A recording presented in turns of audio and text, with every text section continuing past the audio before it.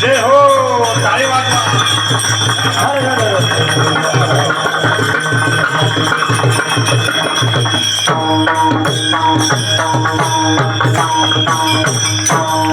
वाह वाह टाळ्या वाजवा नव्हत्या वाह तिकडे लक्ष द्या आणि अभंग समजून घ्या कोण पुण्य कोणा गाठी कोण पुण्य कोणा गाठी ज्याशी ऐशी यांची भेटी जिहे हरी धरिला मणी दिले संसाराशी पाणी कोण हा भाग्याचा ज्याशी ऐशी यांशी बोले वाचा जिही हरी धरिला मणी दिले संसाराशी पाणी तुका म्हणी त्यांचे भेटी होय संसाराची तुटे जिहे हरी धरिला मणी दिले संसाराशी पाणी. प्रस्तुत प्राप्त प्रसंगी कीर्तन रूपी सेवेकरता निवडलेला अभंग जगताचे गुरु वैराग्याचे महामेरू देहू निवासी आणि खऱ्या अर्थाने कळस्थानी विराजमान असणारे जगद्गुरु जगद्वंदनीय श्री तुकोबाराय. मग कळस्थानीच का तर संत युक्तीप्रमाणे सांगितलं ज्ञानदेवे रचिला पाया उभारिले देवालया ज्ञानदेवे रचिला पाया तुका झालासे कळस. या युक्तीप्रमाणे कळस्थानी विराजमान असणारे जगद्गुरु जगदवंदनीय श्री तुकोबारा यांचा 4 चरणाचा आणि खऱ्या अर्थाने बाबाजी चैतन्यांची भेट झाल्याच्या नंतर तुकाराम महाराजांना नामाचा प्रसाद मिळाला, नामाचं चिंतन झालं, स्वस्वरूपाची ओळख झाली आणि आत्मसाक्षात्कार झाला तुकाराम महाराजांना. आणि मग तुकाराम महाराजांना संतांचं महत्व खऱ्या अर्थाने कळालं, सद्गुरूचं महत्व कळालं. आणि त्यावेळेला तुकोबारांच्या आतून आणि पवित्र श्रीमुखातून हा अभंग बाहेर पडलेला आहे. तो काय असा कोणी सांगितलाय म्हणून लिहिलेला असत नाहीये, मनामनीचा नाहीये, आतून बाहेर येत असतंय. आणि ते बाहेर तुकाराम महाराजांच्या श्रीमुखातून तो अभंग बाहेर पडलाय. तुकाराम महाराज सामान्य नाहीये, लक्षात ठेवा. तुकोबाराय म्हणतात ते माझं कोणत्या जन्माचं पुण्य फळाला आलं, माझं भाग्य उदयाला आलं आणि कोणत्या जन्माचं पुण्य फळाला आलं हे मात्र मला सांगता येत नाही. पण कोण पुण्य कोणा गाठी, कोणत्या जन्माचं माझं पुण्य फळाला आलंय सांगता येत नाही. ज्याशी ऐशी यांची भेटी, माझ्या सद्गुरूंची मला भेट झाली आणि आपलं इथेच झालंय ना. आणि मग मात्र जीवनामध्ये साधू आले आणि जिही हरी धरीला मनी, कुठंच नाही देव बर का, हा इथंच आहे. जिही हरी धरीला मनी दिले संसाराशी पाणी. माझं भाग्य आहे. तुकोबारांनी हेच वर्णन केलेलं आहे. माझ्याशी महात्मे आपल्याशी बोलतात ना बरं का, हेच आपलं भाग्य आहे बरं का. समजून घ्या, लक्षणीय अर्थ समजून घ्या. आणि तेच झालेलं आहे तुकाराम महाराजांच्या बाबतीचा. कोण हा भाग्याचा ऐशी ऐशी बोले वाचा, ते आपल्याशी बोलतात ना, हेच आपलं भाग्य आहे. आणि मग मात्र ते म्हणतात, ते तुकाराम महाराज वर्णन करतात, असल्या सद्गुरूची भेट झाल्याच्या नंतर माझी तुका म्हणे त्यांची भेटी होय संसाराची तुटी. मग संसार कोणता आहे? तुम्ही आम्ही करतोय हा संसार आहे का? हा काय करतो? तुम्ही आम्ही करतोच ना, याला काय म्हणतात? ते प्रपंच म्हणतात. मग संसार कोणता आहे इथं? हा जन्म मरणाचा संसार आहे जो आहे ना, पुनरपी जन्म. हा मात्र बस. तुका म्हणे त्यांची भेटी होय संसाराशी तुटी, जिही हरी धरीला मनी दिले संसाराशी पाणी. महायोग पीठे तटे भीमरथ्या वरं पुंडरीकाय दातुंद्री समागत्य तिष्ठन्त मानंद कंदम परब्रह्मलिंगम भजे पांडुरंगम. पांडुरंग नर्मद मनमाना श्री बाबाजी जय. पांडुरंग नर्मद मनमाना रंग बाबाजी जय. पांडुरंग नर्मद मनमाना श्री बाबाजी जय. पांडुरंग नर्मद मनमाना रंग बाबाजी जय. पांडुरंग नर्मद मनमाना श्री बाबाजी जय. पांडुरंग नर्मद मनमाना रंग बाबाजी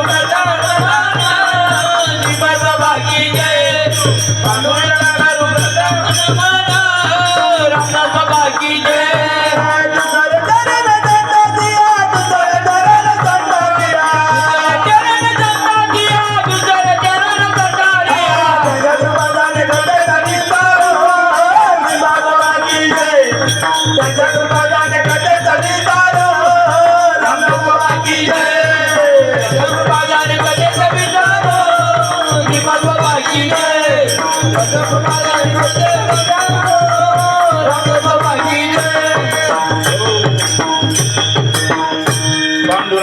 प्रथम मन मन दुसरे चरण संतांची त्यांच्या कृपादाने कथेचा विस्तारू. बाबाजी सद्गुरु दास तुका. ओम नमो ज्ञानेश्वरा करुणा करा दयाळा. तुमचा अनुग्रह झालो पवन झालो चराचरी. मी कळा कुसरी काहीच नेने परंतु बोलतो वचन अति भाविक. याच कारण तुमचा अनुग्रह लादलो पवन झालो चराचरी. एका जनार्दनी तुमचा दास, एका जनार्दनी तुमचा दास त्याची आस पूर्वा. याच कारण तुमचा अनुग्रह लादलो पवन झालो चराचरी. आत्मरूप गणेश केले स्मरण होय सकळ विद्येचे अधिकरण. तेची वंदू श्री गुरु चरण ते नमस्कार करुणी आता. आता माझ्या भावा अंतराय नको देवा आले भागा ते करीतो तुझे नाम उच्चारितो तुझ्या संगतीने विराग झाला मनोदरीचा जडभास गेला साक्षात परमात्मा मज भेटविला विसरू कसा मी श्री कृपा श्री संताची माथा चरणावरी साष्टांग हे करी दंडवत आता अर्ध हे आपले चौफाळून या भले वरी बैसव पावले श्री गुरूंचे वचन ऐका कमलापती माझी रंकाची विनंती कर जोडितो कथे काळी आपण असावे जवळी विठ्ठल विठ्ठल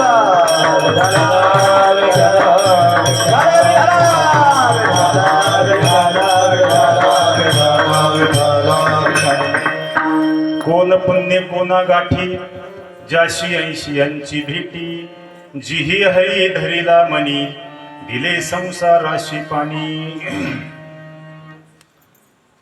सालाबाद प्रमाणे ह्याही वर्षी अगदी आनंदमय वातावरणामध्ये श्री क्षेत्र शिरसमणी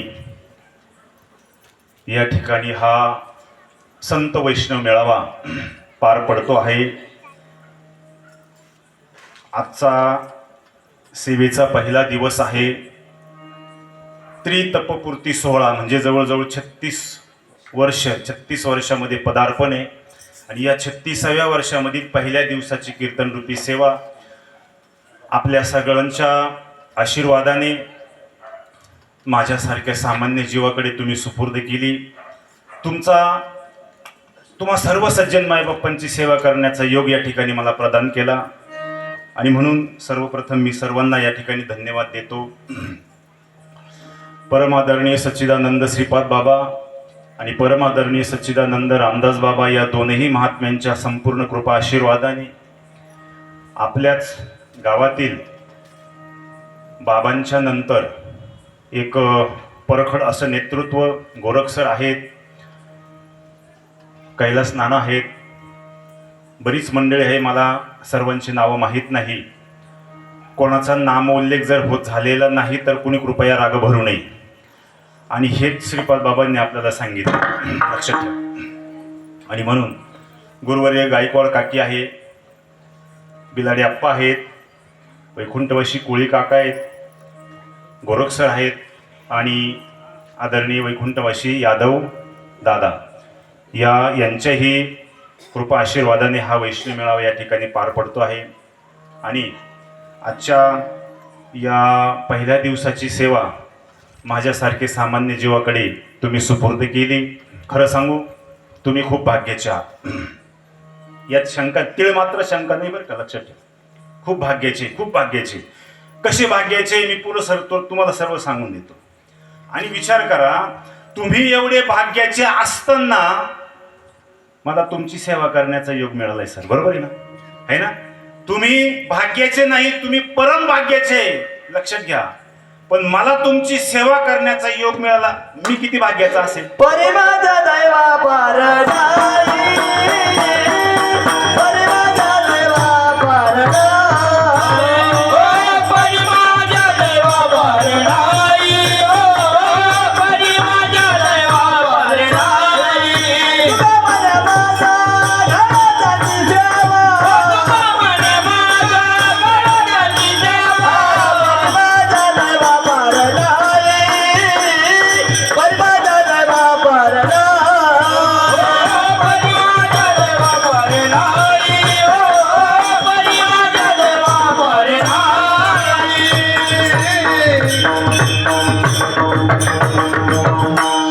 आहे ना, जे माझ्या पोटात आहे त्यांच्या पोटात आहे बरं, आहे ना?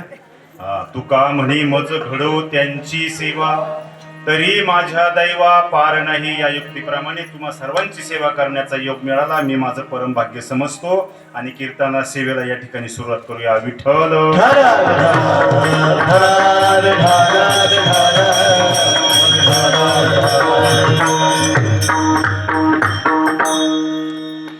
मी तुम्हाला जास्त ज्ञानाच्या गोष्टी सांगायला आलो नाही आणि मुळातच ज्ञान सांगायला आलोच नाही. याचं कारण असं आहे का मुळातच श्रीपाद बाबांच्या पदस्पर्शाने पावन पुनीत झालेली ही भूमी आहे. महात्म्याचे चरण या भूमीला लागले आहेत बरं का, लक्षात ठेवा, सामान्य भूमी नाही ही.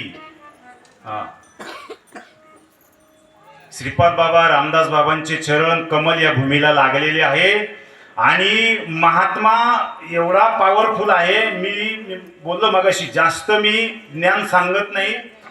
श्रीपाद बाबा, जो परमार्थ श्रीपाद बाबाने तुमच्या आमच्या अंतःकरणामध्ये नवे नवे महाराष्ट्रभर साधकांच्या अंतःकरणामध्ये रुजवला, पेरला आणि मुरवला ना, बस त्याचा फक्त अनुभव आणि थोडीशी ज्ञानेश्वरीची सांगड. बाबांनी जो परमार्थ तुम्हाला आम्हाला सांगितलाय, तो परमार्थ किती योग्य आहे हे मी तुम्हाला बस थोडीशी सांगड घालण्याचा प्रयत्न करतो आज, फार जास्त, कारण सगळे ज्ञानी मंडळी तुम्हाला मी काय ज्ञान सांगणार आहे नाही का. आणि म्हणून लक्षात ठेवा, बाबांच्या पदस्पर्शाने ही पावन पुनीत झालेली भूमी आहे. बाबा सामान्य नाहीये, बाबा सामान्य नाहीये, लक्षात ठेवा. बाबांच्या अंगावून गेलेला वारा सुद्धा या झाडाझुडपांचा उद्धार करून टाकतो. महात्म्याच्या अंगावून गेलेला वारा आपला तर थोडा, या झाडा झुडपांचा पशु पक्ष्यांचा उद्धार करून टाकतो. ते ज्ञानाचे चालते बिंब, तयाचे अवयव ते सुखाचे कोंब, येर माणूस पण ते भांब लौकिक भागू. ज्ञानेश्वरी खोला तुम्ही, आज फक्त ज्ञानेश्वरी खोलायची, जास्त नाही. आणि बाबांची तीच सांगड घालून देतोय. बाबा कोण होते? बाबा सामान्य होते? अरे चालते बोलते मूर्तिमंत ज्ञानाचे पुतळे होते संत श्रीपाद बाबा रामदास बाबा. ते चालते ज्ञानाचे बिंब, तयाचे अवयव ते सुखाचे कोंब, येर माणूस पण ते भांब लौकिक भागू. आपण जर त्यांना माणसं समजत असेल ना, ज्ञानेश्वर महाराज म्हणतात ते, आपण जर त्यांना माणसं समजत जर असेल ना, तर तो आपला भ्रम आहे बरं का, लक्षात ठेवा. आणि तो भ्रम बाजूला करा. माणसं नव्हते, संतनवती जगा मानसाचा सारिके, संतनवती जगा मानसाचा सारिके, संतनवती जगा मानसाचा सारिके, संतनवती जगा मानसाचा सारिके. नदी म्हणून मय पैगा, भाषण म्हणून मय जिंका, संतनवती जगा मानसाचा सारिके, संतनवती जगा मानसाचा सारिके, संतनवती जगा मानसाचा सारिके, संतनवती जगा मानसाचा सारिके.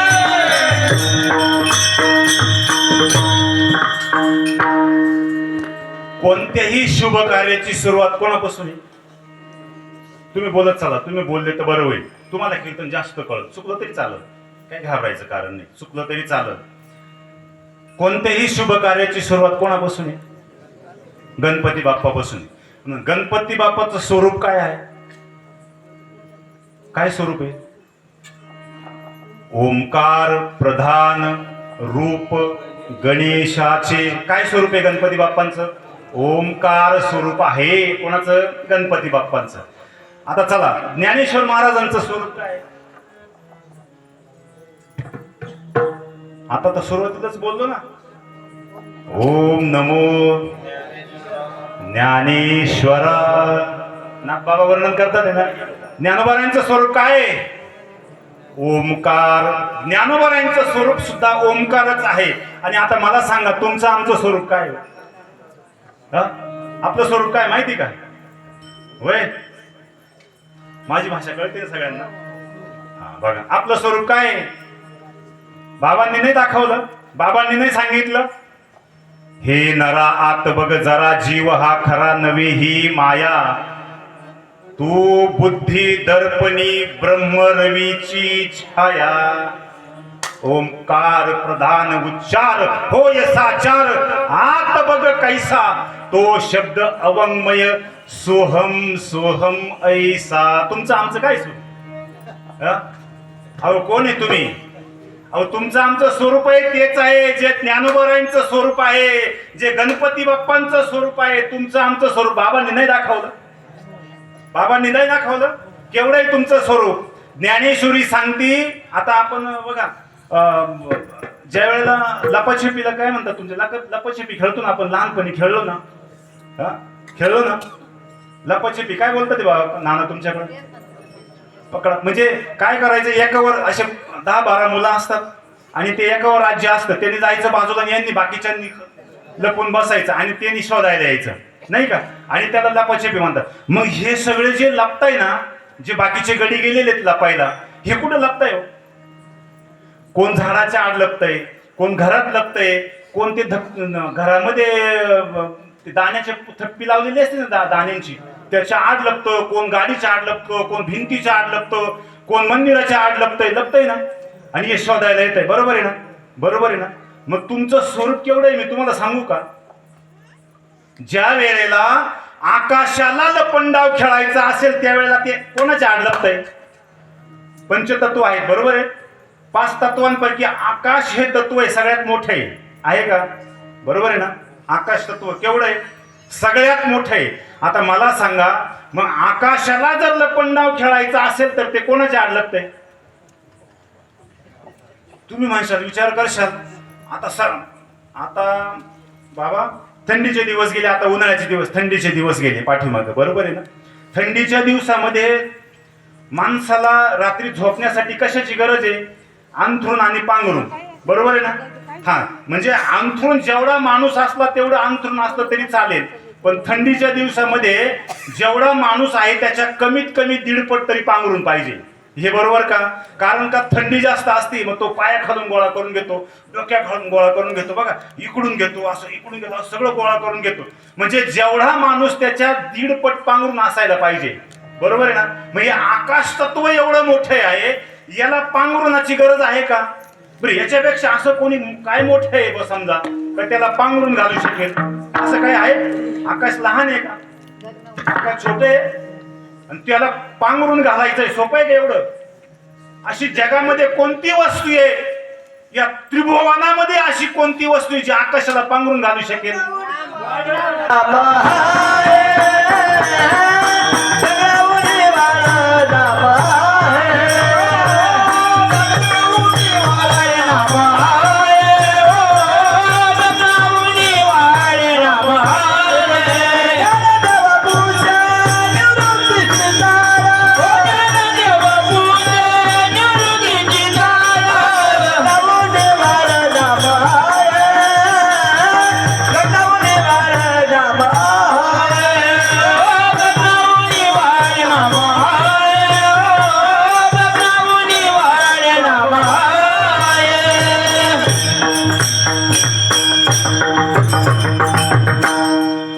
काय प्रमाण दिलंय? केवढं आहे नाम? बाबाने दिलं ना तुम्हाला, आम्हाला? हा, केवढं आहे नाम? अहो, आकाशाला त्याचं पांघरून आहे, कोणाचं? नामाचं. लक्षात ठेवा. आणि ज्या वेळेला तुम्ही लपंडाव खेळतात ना, ज्ञानेश्वरी पहा, तुम्ही तुमच्या स्वरूपाच्या बद्दल बोलत होतो आपण. तुम्ही ज्ञानेश्वरी पहा, 8वा अध्याय 22 नंबरच्या श्लोकामध्ये सुरुवातीला पहिल्या 5-6 क्रमांकाच्या ओळी सोडून पुढे जा तुम्ही. पै वेदांचे बहुवस्पन, देखेची ना जयाचे अंगण, हे गगनाचे पांघरून होय देखा. एवढं मोठं तुमचं स्वरूप आहे. आणि ज्या वेळेला आकाश तत्वाला लपंडाव खेळायचं असतं ना, तर ते तुमच्या स्वरूपाच्या आड लपतंय. आकाश तत्व पै वेदांचे बहुवस्पन. 4 वेद जरी एकत्र केले ना, काय म्हणतात ते ज्ञानोबा आहे, 4 वेद जरी एकत्र केले आणि त्याला तुमच्या स्वरूपाचं जर दर्शन करायचं जर असेल, बघायचं असेल ना, तर ते फक्त तुमचं अंगणच पाहू शकतंय. त्याची तेवढं पुढचं बाकीचं बघण्याची त्यांची कॅपॅसिटी नाहीये, वेदांची सुद्धा. पै वेदांचे बहुवस्पन, देखेची ना जयाचे अंगण, हे गगनाचे पांघरून होय देखा. तुमचं स्वरूप बाबांनी कशाची ओळख करून दिली? कशाची ओळख करून दिली? आणि जायचं कुठे आहे आपल्याला? आपण म्हणतो ते आलासी कोठून या जाशी कवन्या रे ठाया, बरोबर आहे ना?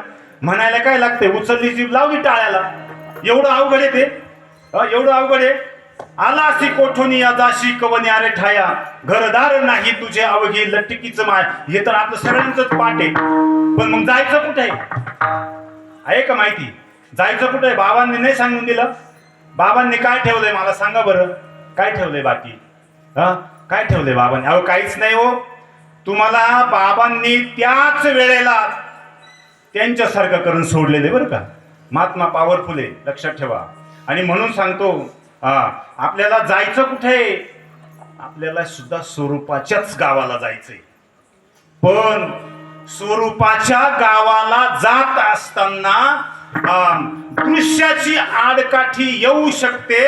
आणि म्हणून आपल्याला विवेकाची छडी हातामध्ये घेऊन त्या दृष्टीला कशाला, दृश्याच्या आडकाठीला बाजूला विवेकाच्या छडीनं बाजूला सारत सारत सारत आपल्याला स्वरूपाच्या गावाला जायचंय. आणि विवेकाची छडी म्हणजे काय, विवेकाची छडी म्हणजे काय, नाम आहे ना, ही विवेकाची छडी आहे. आणि ते तुम्हाला आम्हाला दिलंय ना, नाम बाबांनी दिलंय ना, बस तेवढं एक साधन आहे. लक्षात ठेवा, बाबांचे फार उपकार आहे बरं का. एवढे उपकार आहे ते शब्दामध्ये वर्णन करू शकत नाही.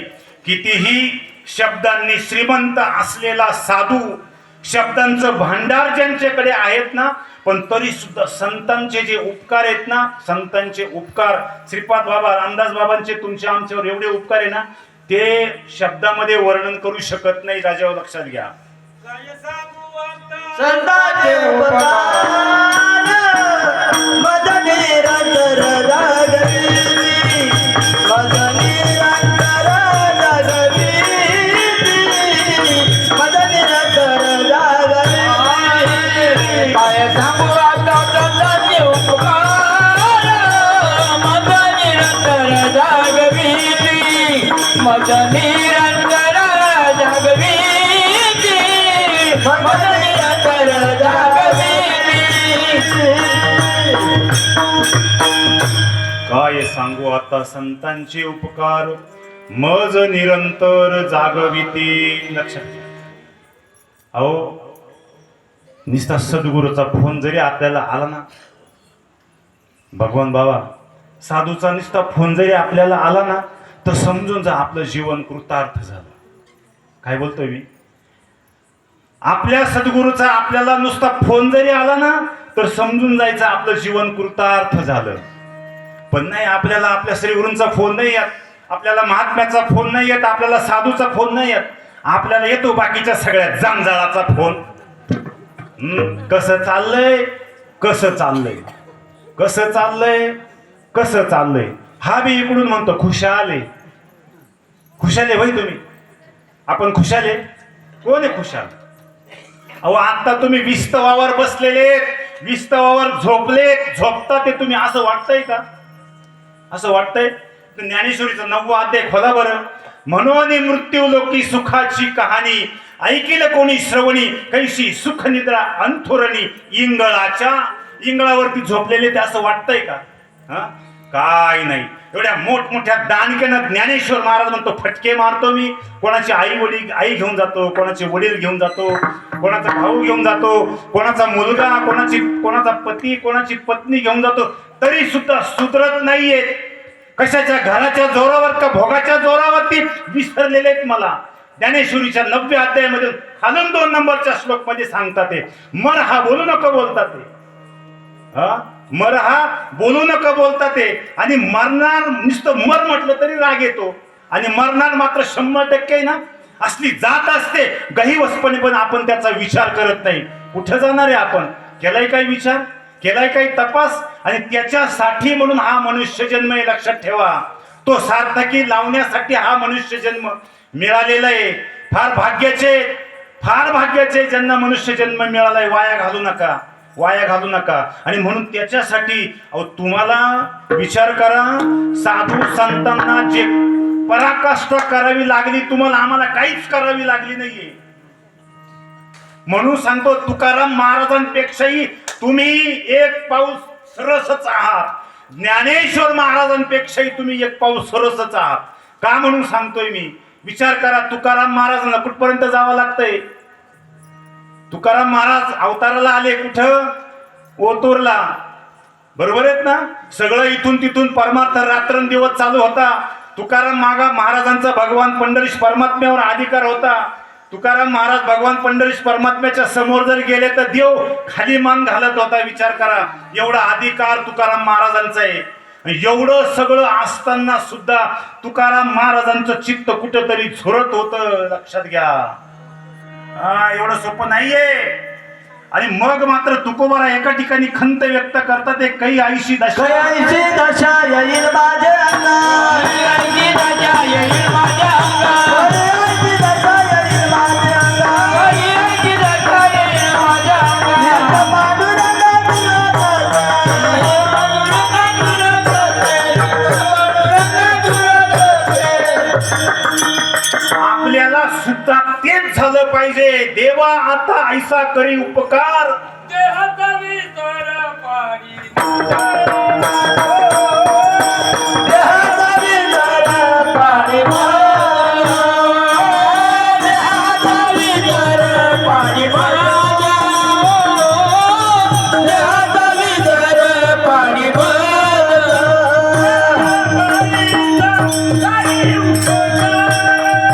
हरे दाईचा घरी उभा कर, देहाचा विचार पाणी भरा, देहाचा विचार पाणी भरा,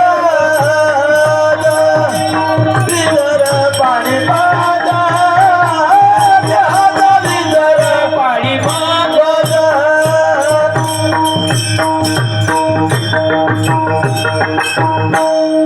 हे होत नव्हतं तुकाराम महाराजांना सुद्धा. म्हणून मी बोललो तुकाराम महाराजांपेक्षा श्रीपाद बाबांची कृपा झाली ना, एक पाऊल तुम्ही आम्ही सरसच आहे. इथं रेकॉर्डिंग चालू आहे, ऑन रेकॉर्ड बोलतोय मी, बरं का, लक्षात ठेवा. याचा अर्थ तुकाराम महाराज ज्ञानेश्वर महाराजांचा मी अनादर करतोय असा नाहीये. मुळी तुकाराम महाराजांना हे होत नव्हतं जे बाबांनी करून दिलंय. काय म्हणतात ते त्याला, काय म्हणतात ते त्याला. इथं माणसं असे गडबड्या जवळतात. ते मग सांगितलं जुने ज्या वेळेला बाबा यायचे ना, बाबा ज्या वेळेला होते त्यावेळेला मेळावे व्हायचे ना, तर त्यावेळेला साधकांना अवस्था व्हायच्या. अवस्था त्याला अष्ट सात्विक भाव आपला आध्यात्मिक क्षेत्रातला शब्द येतो. आपण सर्वसामान्य लोक काय म्हणतो त्याला, अवस्था म्हणतो. आणि ही अवस्था ज्या वेळेला होती ना बाबा, तर त्यावेळेला हे बाकीचे हा परमार्थ पटत नाही बरं का. तुम्ही आम्ही सगळे वारकरी संप्रदायाचे पायके ध्यानात घ्या. आता सध्या जर पाहिलं तर संप्रदायाच्या नावाखाली भेद चालू आहे. तो त्या संप्रदायाचा, तो ह्या संप्रदायाचा. तो म्हणतो ही परंपरा आपली, तो म्हणतो तो संप्रदाय आमचा. अरे संप्रदाय कुठलाही असू दे राजा, किंमत भगवंताच्या नामाला आहे ना. काय बोलतोय मी, संप्रदाय कुठलाही असू दे, किंमत भगवंताच्या नामाला आहे. आणि म्हणून आता काय विषय होता याच्या अगोदर, आता काय प्रमाण दिले यांनी, देहाचा विसर. श्रीपाद बाबांनी काही कसर ठेवली. बरं आता मला सांगा, तुकाराम महाराजांना देहाचा विसर पडत नव्हता. देवाकडे याचना करावी लागली, देवाकडे विनंती करावी लागली. देवा आता ऐसा करी उपकार आणि काय कर, देहाचा विसर पाडी. मग एकदा का देहाचा विसर पडला रे पडला, मग पुढचं काय आहे, तरीच हा जीव सुख पावेल माझा. बरे केश राजा कळो आले. त्याच वेळेला या जीवाला सुख मिळणार आहे, पण कधी, देहाचा विसर पाडी. मग देहाचा विसर कशाने पडतोय, कशाने पडतोय तुम्हाला मला सांगा. तुकाराम महाराजांना ज्या वेळेला तीव्र मुमुक्षत्व निर्माण झालं ना, तुकाराम महाराजांना ज्या वेळेला तीव्र मुमुक्षत्व निर्माण झालं, तुकाराम महाराजांचं पुण्य फळाला आलं, तुकाराम महाराजांचं भाग्य उदयाला आलं, त्या वेळेला तुकाराम महाराज थांबले नाही. देहू मधून तुकोबारांनी रस्ता धरला. परत पाठीमागं पाहिलं नाही, आळंदीला गेले तुकोबाराय. आळंदीलाही पाहिलं, पण समाधान करणारा कोणी भेटला नाही. तिथून तुकोबार निघाले. पुणे जिल्हा, जुन्नर तालुका, ओतूर गाव, आणि ओतूर गावच्या कडेनं वाहणारी ती नदी, कोणती नदी आहे, मांडवी नावाची नदी आहे. तिथपर्यंत तुकोबाराय जाऊन पोहोचले. बघा तुकाराम महाराजांचं भाग्य उदयाला आलंय, पण तुकाराम महाराजांना कुठून कुठपर्यंत जावं लागतंय. मी का बोललो मगाशी का तुम्ही सुद्धा, आपण बाबांच्या कृपेने एक पाऊल सरस आहे. याचं कारण म्हणून मी गर्वाने सांगत नाहीये, लक्षात ठेवा. का मी असं बोललो, तुकाराम महाराजांना देहूहून ओतूर पर्यंत जावं लागतंय. आणि तुम्ही घोटीला गेले का बाबा तुमच्याकडे आले, बोला बोला बाबा तुमच्याकडे आले का तुम्ही घोटीला गेले? मग काय झालं? ज्ञानेश्वरीचा 18वा अध्याय बघायचा, 78 क्रमांकाची ओळ पाहायची. आयशी कर्म साम्य दशा जेत होय विरेशा मग श्री गुरु आपैसा भेट देई. तुमचं भाग्य उदयाला आलंय ना, फक्त निष्काम भावनेनं कर्म करा, बाकी काहीच करू नका. तुम्ही ज्या कुळामध्ये ज्या कुटुंबामध्ये जन्माला आले, तुमच्या आमच्या वाटेला आलेलं जे कर्म आहेत ना नाना, ते फक्त निष्काम भावनाने करा. निष्काम भगवंताची कृपा अगोदर आहे. तुम्हाला आम्हाला अगोदर भगवंताची कृपा संपादन करायची आहे, प्राप्त करायची आहे. अहो संतांची कृपा लई लांब आहे. तुम्ही संतांना सामान्य समजू नका. श्रीपाद बाबा रामदास बाबांना सामान्य समजू नका. लई लांब आहे त्यांची कृपा. अगोदर भगवंताची कृपा प्राप्त करायची. आणि ती कशाने? तर आलेलं जे कर्म आहे ते फक्त आणि फक्त निष्काम भावनेनं करत चला. बस एवढं जर केलं तर भगवंताची कृपा तुमच्यावर होते. आणि मग मात्र एकदा की देवाची कृपा झाली रे झाली. मग मी बोललो आईशी कर्म साम्य दशा जेत होय विरेशा मग श्री गुरु आपैसा भेट दी. बाबा घोटीहून चालत आले ना शिरसमणीला. तुम्ही विशेष नाहीये ही गोष्ट, विशेष नाहीये. बाबा चालत आले, एवढं तुमचं आमचं भाग्य हो. पिंजून काढला महाराष्ट्र, पिंजून काढला त्या महात्म्याने. अहो विचार करा, आज एवढी सुविधा झाली, एवढी सुविधा झाली. तो काळ तुम्ही आठवा. बाबांना तर आम्ही पाहिलं नाही, बाबांची ना आमची भेट झाली नाही. ज्या वेळेला झाली त्यावेळेला काहीच कळत नव्हतं. आमच्याकडे 91-92 मध्ये बाबा आले. श्रीपाद बाबा रामदास बाबा आणि गुरुवारी गायकवाड काकी आमच्याकडे 91, 92, 93चा काळ होता. त्यावेळेला बाबा आलेले आणि संपूर्ण बाबांचं ते कार्यच आहे तेवढं झालं. बाबा सामान्य नव्हते बरं का. साक्षात ज्ञानोबरांचा अवतार आहे श्रीपाद बाबा. मी तुम्हाला सिद्ध करून देईल, मी तुम्हाला सिद्ध करून देईल. बाबांचा ज्ञानोबरांचाच अवतार. मी का बोललो की ज्ञानोबरांनी जसा परमार्थ भक्ती केली, परमार्थ सांगितला, त्याच न्यायाने त्यांच्याच पावलावर पाऊल ठेवून श्रीपाद बाबांनी एक एक एक एक पायरी वरती गेलेले, पुढे चाललेले आहेत श्रीपाद बाबा. विचार करा. आता मला सांगा, सत्य त्रेता द्वापार आणि कली 4 युग आहेत. सत्ययुगामध्ये माणसाचं आयुष्य किती होतं? 1,00,000 वर्षाचं आयुष्य सत्ययुगामध्ये. अहो 60-60 हजार वर्ष तर नुसती तपश्चर्या करायला लागायची सर, तरी सुद्धा भेटत नव्हता. विचार करा त्या काळामध्ये. सत्ययुगामध्ये. त्रेतामध्ये किती झालं? 10,000. द्वापारामध्ये 1,000 आणि कलियुगामध्ये 100. बरोबर आहे. माणसाला कलियुगामध्ये आयुष्य किती मिळालं? 100 वर्षांचं. आता मला सांगा, ज्ञानेश्वर महाराजांनी ज्ञानेश्वरी कितव्या वर्षी सांगितली? 16व्या वर्षी सांगितली. लिहिली कोणी? सच्चिदानंद. कुठे सांगितली? नेवासाला सांगितली. आता विचार करा, त्याच्यानंतर माऊलींनी लगेच तयारी कशाची केली? कोणत्या समाधीची? संजीवन समाधीची ज्ञानेश्वर महाराजांनी तयारी पण करून टाकली. कितव्या वर्षामध्ये? 16व्या वर्षामध्ये तयारी केली. ज्ञानेश्वरी सारखा पवित्र ग्रंथ ज्ञानेश्वर महाराजांनी सांगितलाय 16व्या वर्षामध्ये. आणि आपण 1 झालं तरी आपल्याला अजून होऊन जाणार आहे का नाही? ज्ञानेश्वरी वाचावर का, तुमचं आमचं कल्याण होईल ना. ज्ञानेश्वरी सामान्य नाहीये.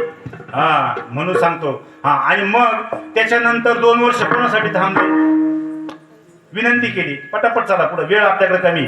2 वर्षासाठी कोणाच्या विनंतीला मान देऊन थांबले? मुक्ताईच्या. पुन्हा 2 वर्ष कोणाच्या? सोपान काकांच्या. पुन्हा 2 वर्ष कोणाच्या? किती वर्ष झाले? 6 आणि 16 आणि 6 किती झाले? 22. श्रीपाद बाबा अवताराला आले कोणत्या कितव्या वर्षी? 1920. आणि श्रीपाद बाबांनी देह कधी ठेवला? 1900. एवढी तारीख नाही जमली तरी पण साल आपल्याला सांगता आलं पाहिजे. 1920 बाबा अवताराला आले. बाबांचा जन्म 1920. आणि देह कधी ठेवला? 1998. किती वर्ष बाबा राहिले? बाबा किती वर्ष राहिले?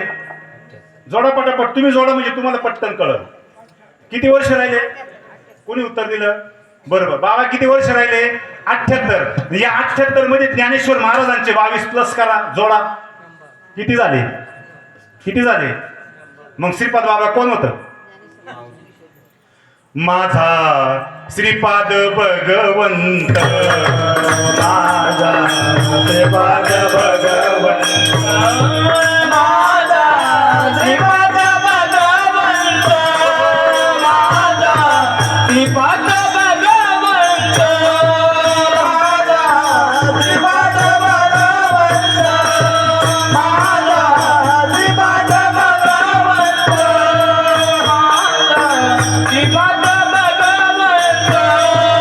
माझा श्रीपाद भगवंत. साधकांच्या हृदय मंदिरात, साधकांच्या हृदय मंदिरात, साधकांच्या हृदय मंदिरात, साधकांच्या हृदय मंदिरात, माझा श्रीपाद भगवंत, माझा श्रीपाद भगवंत, माझा श्रीपाद भगवंत, माझा श्रीपाद भगवंत.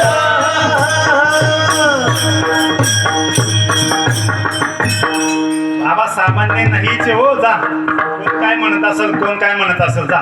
रेकॉर्ड इथं ऑन रेकॉर्ड चालू आहे. बाबांनी दिलेला परमार्थ. आणि हे म्हणतात ते कोणतं नाथ संप्रदायाचे कानात फुसफुस करतात. आता नाथ संप्रदायाला बरेच लोक आहे, तुम्ही पहा. आपण सगळं बारीक लक्ष पाहिजे आपल्या लोकांचं. कोण काय बोलतंय, कोण काय बोलतंय, हे ना. ते काय म्हणतात ते एक तर पहिले तर बाबाचं यायचे तर ते म्हणायचे आला का तो गोटीचा माझ्या बाबा. इकडून सुरुवात राहायची बाबांनी काय फार प्रतिकूल परिस्थितीमध्ये श्रीपाद बाबांनी परमार्थ केलाय. अगदी प्रतिकूल परिस्थितीमध्ये. बरं, बाबांना आडवे जाणारे सामान्य माणसं नव्हतेच. सामान्य माणसं बाबांचे पायाचे लोटांगण घालीत होते, पण जे परमार्थान करीत होते ना त्यांनी बाबांना आडकाठी आणलेली. बरं का ध्यानात ठेवा. त्यांनीच कुठून आणलं यांनी हा परमार्थ, कुठून आणलं यांनी हे नाम, कुठून आणलं यांनी हा आत्मा, कुठून आणली यांनी ही अवस्था. हा तिकडनं आला काय साधकांना घेतो आणि तिकडं याच्यात जातो, कशामध्ये, एकांतामध्ये, घरामध्ये घेऊन जातो एकांतामध्ये आणि काय म्हणतो नाम देतो म्हणे. काय कानात फुसफुस करतात ते आणि हे रडतात, ते घोळतात, ते म्हणतात यांना ही अवस्था ही कुठून आणली ही अवस्था. ज्ञानेश्वरीचा 10वा अध्याय 9व्या क्रमांकाचा श्लोक खोलायचा आणि 120 क्रमांकाची ओळ घरी जाऊन पाहायची. त्यांनी समोर येऊन बोलायचं, पै गुरु शिष्याच्या एकांती जे अक्षरा एकची वदती ते मेघाची परी त्रिजगती गरजती सैंग. लक्षात घ्या, मी बोललो ज्ञानेश्वरी बाबांचा परमार्थ कसा आहे मी तुम्हाला फक्त सांगड घालून देतोय. ज्ञानेश्वरीची तुमचा कॉन्फिडन्स लेवल वाढवतोय आणि हे मेळावे म्हणजे तेच आहे, त्याच्यासाठी आहे. हे चार्जिंग स्टेशन आहे मेळावे म्हणजे. एकदा काही साधकाची चार्जिंग झाली ना परत वर्षभर उतरत नाही. जा तुम्ही कुठेही घेऊन जा आणि त्याच्या परत मानेवर तलवार ठेवा, पण तू म्हणला पाहिजे हेच खरंय, हेच खरं. धडाधड बोलता आलं पाहिजे आपल्या लोकांना. एवढा अभ्यास आपण वाढवायचाय. एकांतामध्ये नाव ठेवतात ते ना, घ्या ना ज्ञानेश्वरीचा पुरावा. पै गुरु शिष्याची एकांती 10वा अध्याय किती 12 नंबरचा श्लोक आणि 126 क्रमांकाची ओळ घरी जाऊन पहा तुम्ही. पै गुरु शिष्याची एकांती जे अक्षरा एकची वदती ते मेघाची परी त्रिजगती गरजती सैंग. आणि नाम म्हणजे काय, अहो शिन्य बाबांना सुद्धा भेटल्याच्या नंतर केरू बाबांनी दिलं ना, बाबांनी सुद्धा सिंहासारखी डरकळीच फोडली. जा हातरून टाकला महाराष्ट्र सगळेचे सगळे. सगळ्यांचं लक्ष श्रीपाद बाबांकडे जात आहे, श्रीपाद बाबांच्या परमार्थाकडे जात आहे. का अरे ती अवस्था होती ना, अवस्था होती. यांना कुठून आणली यांनी ही अवस्था, होय बाबा कुठून आणली हेच मग यांच्याकडेच कुठून आलोय काय माहिती. अहो आलं नाही हो राजा, हो तुम्ही खोला ना ज्ञानेश्वरी 13वा अध्याय 6व्या नंबरचा श्लोक खोला. माझ्या मध्ये 130 नंबरची ओळ पहा तुम्ही. किंबहुना सोये जीव आत्मयाशी लाहे. काय बोलतोय मी, किंबहुना सोये जीव आत्मयाशी लाहे आणि ते तर जे होय तया नाम सुख. या अवस्थेचं वर्णन. आता याच्या पुढची ओळ पाय बर का. ऐशी ही अवस्था. काय बोलतोय मी, हे ज्ञानेश्वर महाराज बोलतात बरं का, मी पण नाही बोलत आहे. आणि आपल्या बाबांनी तोच परमार्थ तुमच्या आमच्या अंतःकरणामध्ये मुरवलाय, रुजवलाय.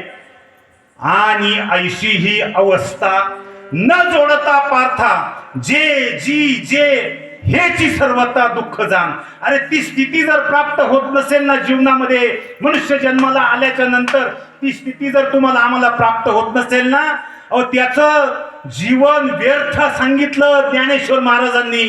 अष्ट सात्विक भाव जर नसेल उत्पन्न होत तर, आणि ऐशी ही अवस्था न जोडता पार्था जे जी जे हेची सर्वथा दुःख जाण. आहे ना, काय बोललं हे ज्ञानेश्वरी बोलती, ते दुःख आहे. अवस्था जर नसेल ना जीवनात तर दुःख आहे, दुःख. आणि म्हणून ही अवस्था बाबांनी बाबांच्या नामाने भेटती. आणि नाम एकच आहे बरं का. काय बोलतोय मी, ते गुही आहे, ते संतांकडे आहे बरं का. अनादी कालापासून गुरु शिष्य परंपरेने श्रीपाद बाबांनी जसंच्या तसं तुमच्या आमच्या पदरात टाकले, झोळीत टाकले. कशाचीही पर्वा न करता, कशाचीही अपेक्षा न करता, निस्वार्थ भावनेने जसंच्या तसं कुठल्याही प्रकारची भेसळ न करता जे नाम श्रीकृष्ण परमात्म्याने अर्जुनाला दिलं तेच नाम जशाचं तसं श्रीपाद बाबांनी तुमच्या आमच्या झोळीमध्ये टाकून दिलंय. हो काय बोलताय तुम्ही, आम्ही हे माझे श्रीपाद बाबा आहे अशी त्यांची ख्याती आहे बाबांची. नाही तर पहा तुम्ही गुह्येचे नाम गुह्येचे ते म्हणतात हे कुठून आणले काय माहिती. आता हे गुह्य इथे बी पुन्हा प्रश्नचिन्ह, इथंही प्रश्नचिन्ह नाही, कुठं नाव नाही ठेवलेलं. तो सगळ्या प्रश्नांचे उत्तर तुम्हाला सोडून जातो आज. ज्ञानेश्वरी तुमच्याकडे, ज्ञानेश्वरी आहे ना पण तुमच्याकडं कोणाकोणाकडे ज्ञानेश्वरी, त्यांनी वर बोट करा बरं, करा वर बोट, काय होत नाही करा बरं.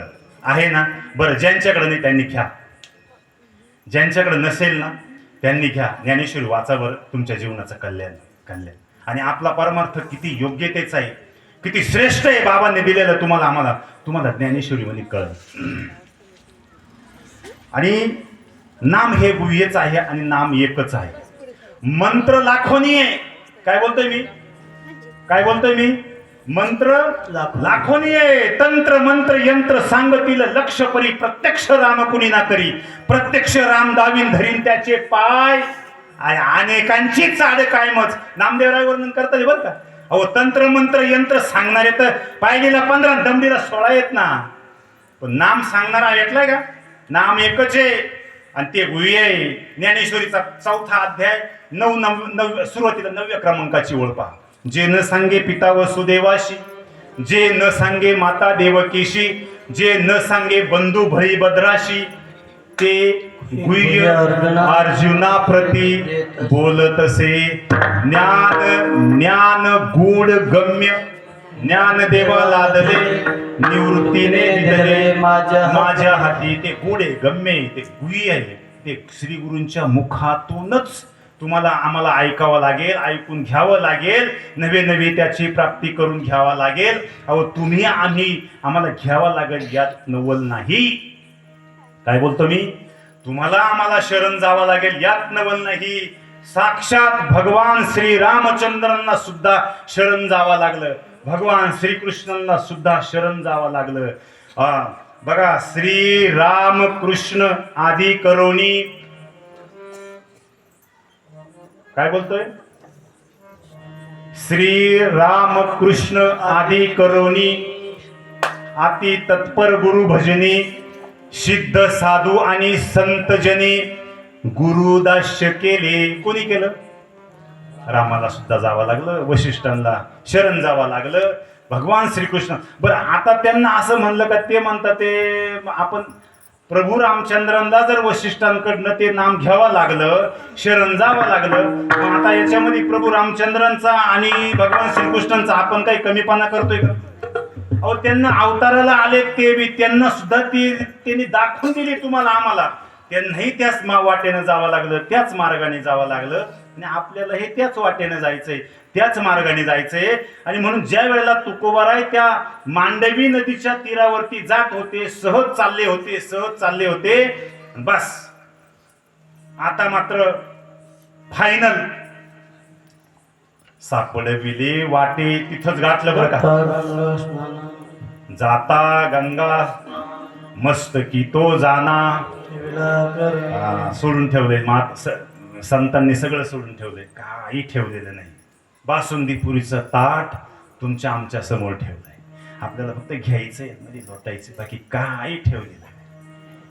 सगळं सांगून ठेवलंय. त्या दिवशी गुरुवार होता, माघ शुद्ध दशमीचा दिवस त्या दिवशी होता. माघ शुद्ध दशमी पाहुनी केला अंगीकार हो, केला अंगीकार तुका म्हणे. आणि समाधीतून साक्षात बाबाजी चैतन्य प्रगट होत आहे आणि तुकोबरांना आमना सामने बसून अनुग्रह केला.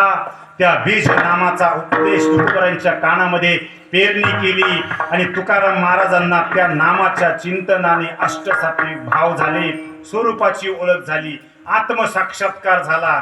आणि मग मात्र बाबाजी चैतन्यांनी तुकाराम महाराजांचं, तुकोबा अरे तुझ्या जी जीवनामधली जी चिंता होती ती आता संपलेली आहे. कोणती चिंता? काही ऐशी दशा येईल माझे अंगा चित्त पांडुरंगा झुरतसे. हे जे तुझं चित्त झुरत होतं, ती जी चिंता तुझ्या जीवनामध्ये आहे ती आता संपलेली आहे. कशावरून? लावोनिया हात कुरवाळीला माथा सांगितली चिंता न करावी. आणि मग मात्र तुमची आमची बी चिंता बाबांनी काय केली? घालवली ना चिंता.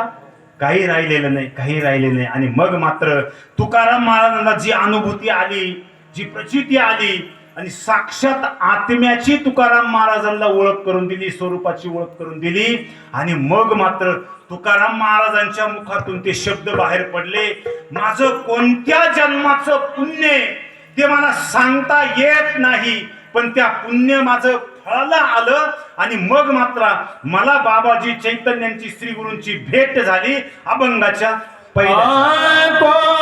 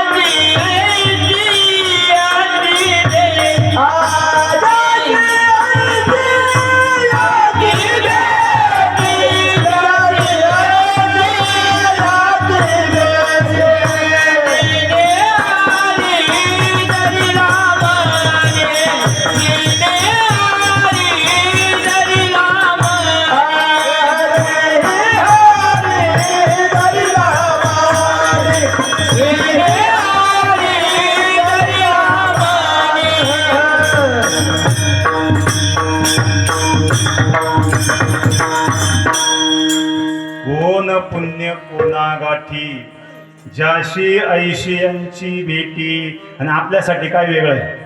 काय वेगळं आहे? आपलं सुद्धा भाग्य आपल्याला सुद्धा सांगता येत नाही बरं का. आपलं कोणत्या जन्माचं पुण्य असेल, कोणत्या जन्माचं आपलं भाग्य उदयाला आलंय. आपल्याला सुद्धा बाबांसारख्यांची भेट झाली. आपलंही सुद्धा भाग्य उदयाला आलं ना. फक्त आता मात्र काहीच करायचं नाही, विश्वास महत्वाचा आहे बरं का. काय बोलतो मी? आता मात्र आपला विश्वास एवढा सुद्धा डळमळीत झाला नाही पाहिजे. परीक्षा आहे बरं का, लक्षात ठेवा. नाहीतर तुम्ही असं समजू नका नाम भेटलंय सगळं झालंय, आता सगळं झालं ना आता माळ काढली तरी चालत, असं आहे का ते? आता नाही. साधकाने जास्त सावध राहणं गरजेचं आहे सर, लक्षात घ्या. साधकाने इतरांपेक्षा जास्त सावध राहणं गरजेचं आहे. तेवढा विश्वास आपला असला पाहिजे नामाप्रती, आपल्या सद्गुरूंप्रती, नाही का, आपल्या संप्रदायाप्रती. तेवढा विश्वास. कसा विश्वास आहे? किती विश्वास पाहिजे माहिती? किती त्याचं प्रमाण आहे. संतांची पायी आपण सहज म्हणतो ना, हा माझा. किती सोपं वाटतंय आहे का? बोलायला किती सोपं वाटतंय? काय अवघड आहे का?